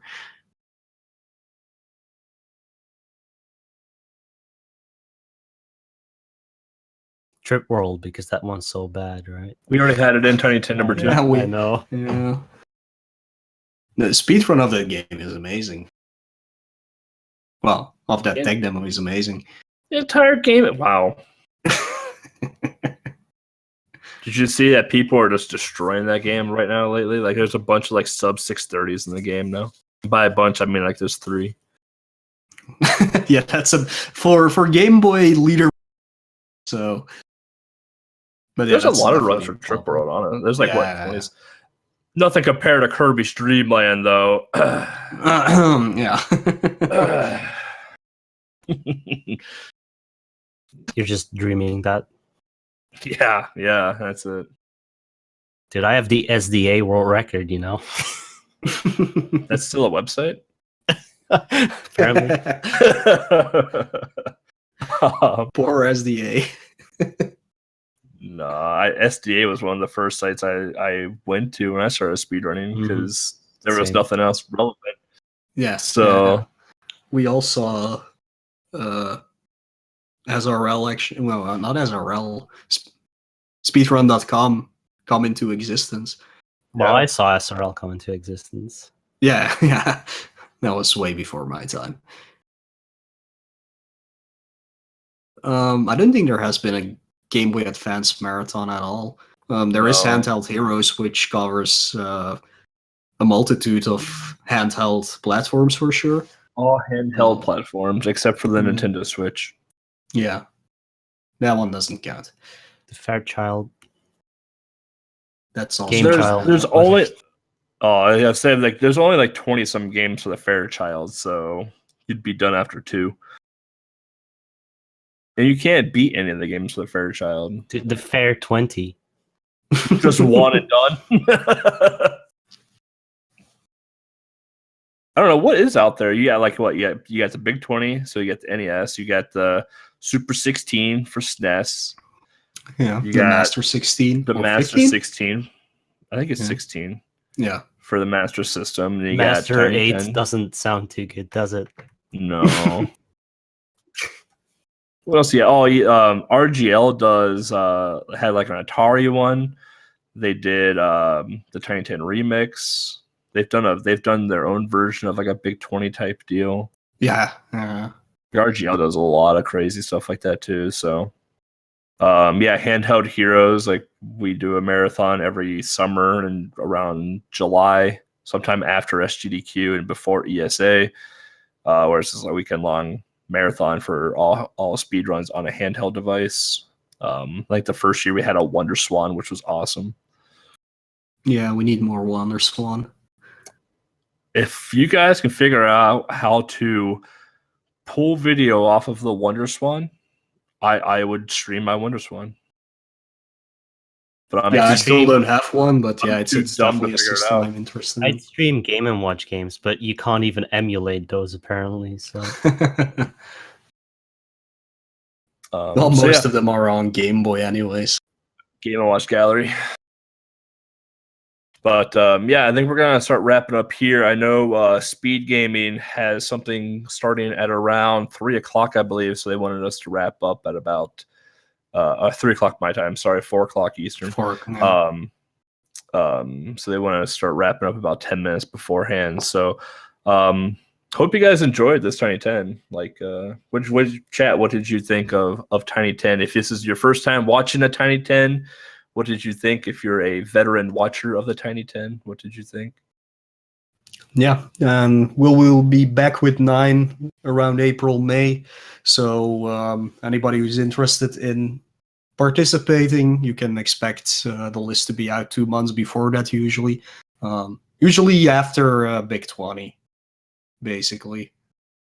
Because they also do it twice a year, so you can definitely join in this. It's pretty easy accessible actually to join these, so that might be a good idea. Yeah, if you want more information about the Game Boy speedrunning, like EBC mentioned, just go to gbrunners.com. If you just want to find out more about Game Boy games, you can listen to our podcast, which is called This is Game Boy. I want to thank Fiesel and the other people, the volunteers for Speed Gaming, for helping set this up. Like always, it's great that we can have a slot on one of the channels to actually reach out to a lot of people so they can actually watch this. Thanks Man Over Mars for the amazing art, like always. It's he does it for free for us, which is really cool. But yeah, he's also part of our Game Boy team, basically. So yeah, go definitely check out Man Over Mars. Thanks to my co-commentators, EBC and Mangara, of course, for shipping in here. Especially and with all the... thank you, Mo, for organizing everything. Yeah, for sure. Always a lot of stress, that's for sure. I can tell you that. Today was fine, though. It was pretty cool. But yeah, thank you everybody in chat for watching. Thank you to all the participants. And if you want to see more, just go check one of the people who is still playing. You can see more of that if you like just tuned in or something and you want to see more games. And yeah, congrats again to Gran and Hero first place, I forgot his name, second place. Why do you but look it's still second here. place? Yeah, why do you look Wow. second place? Wow. And Ariel for third place. Good game, guys. And success to everybody who's still running at this point.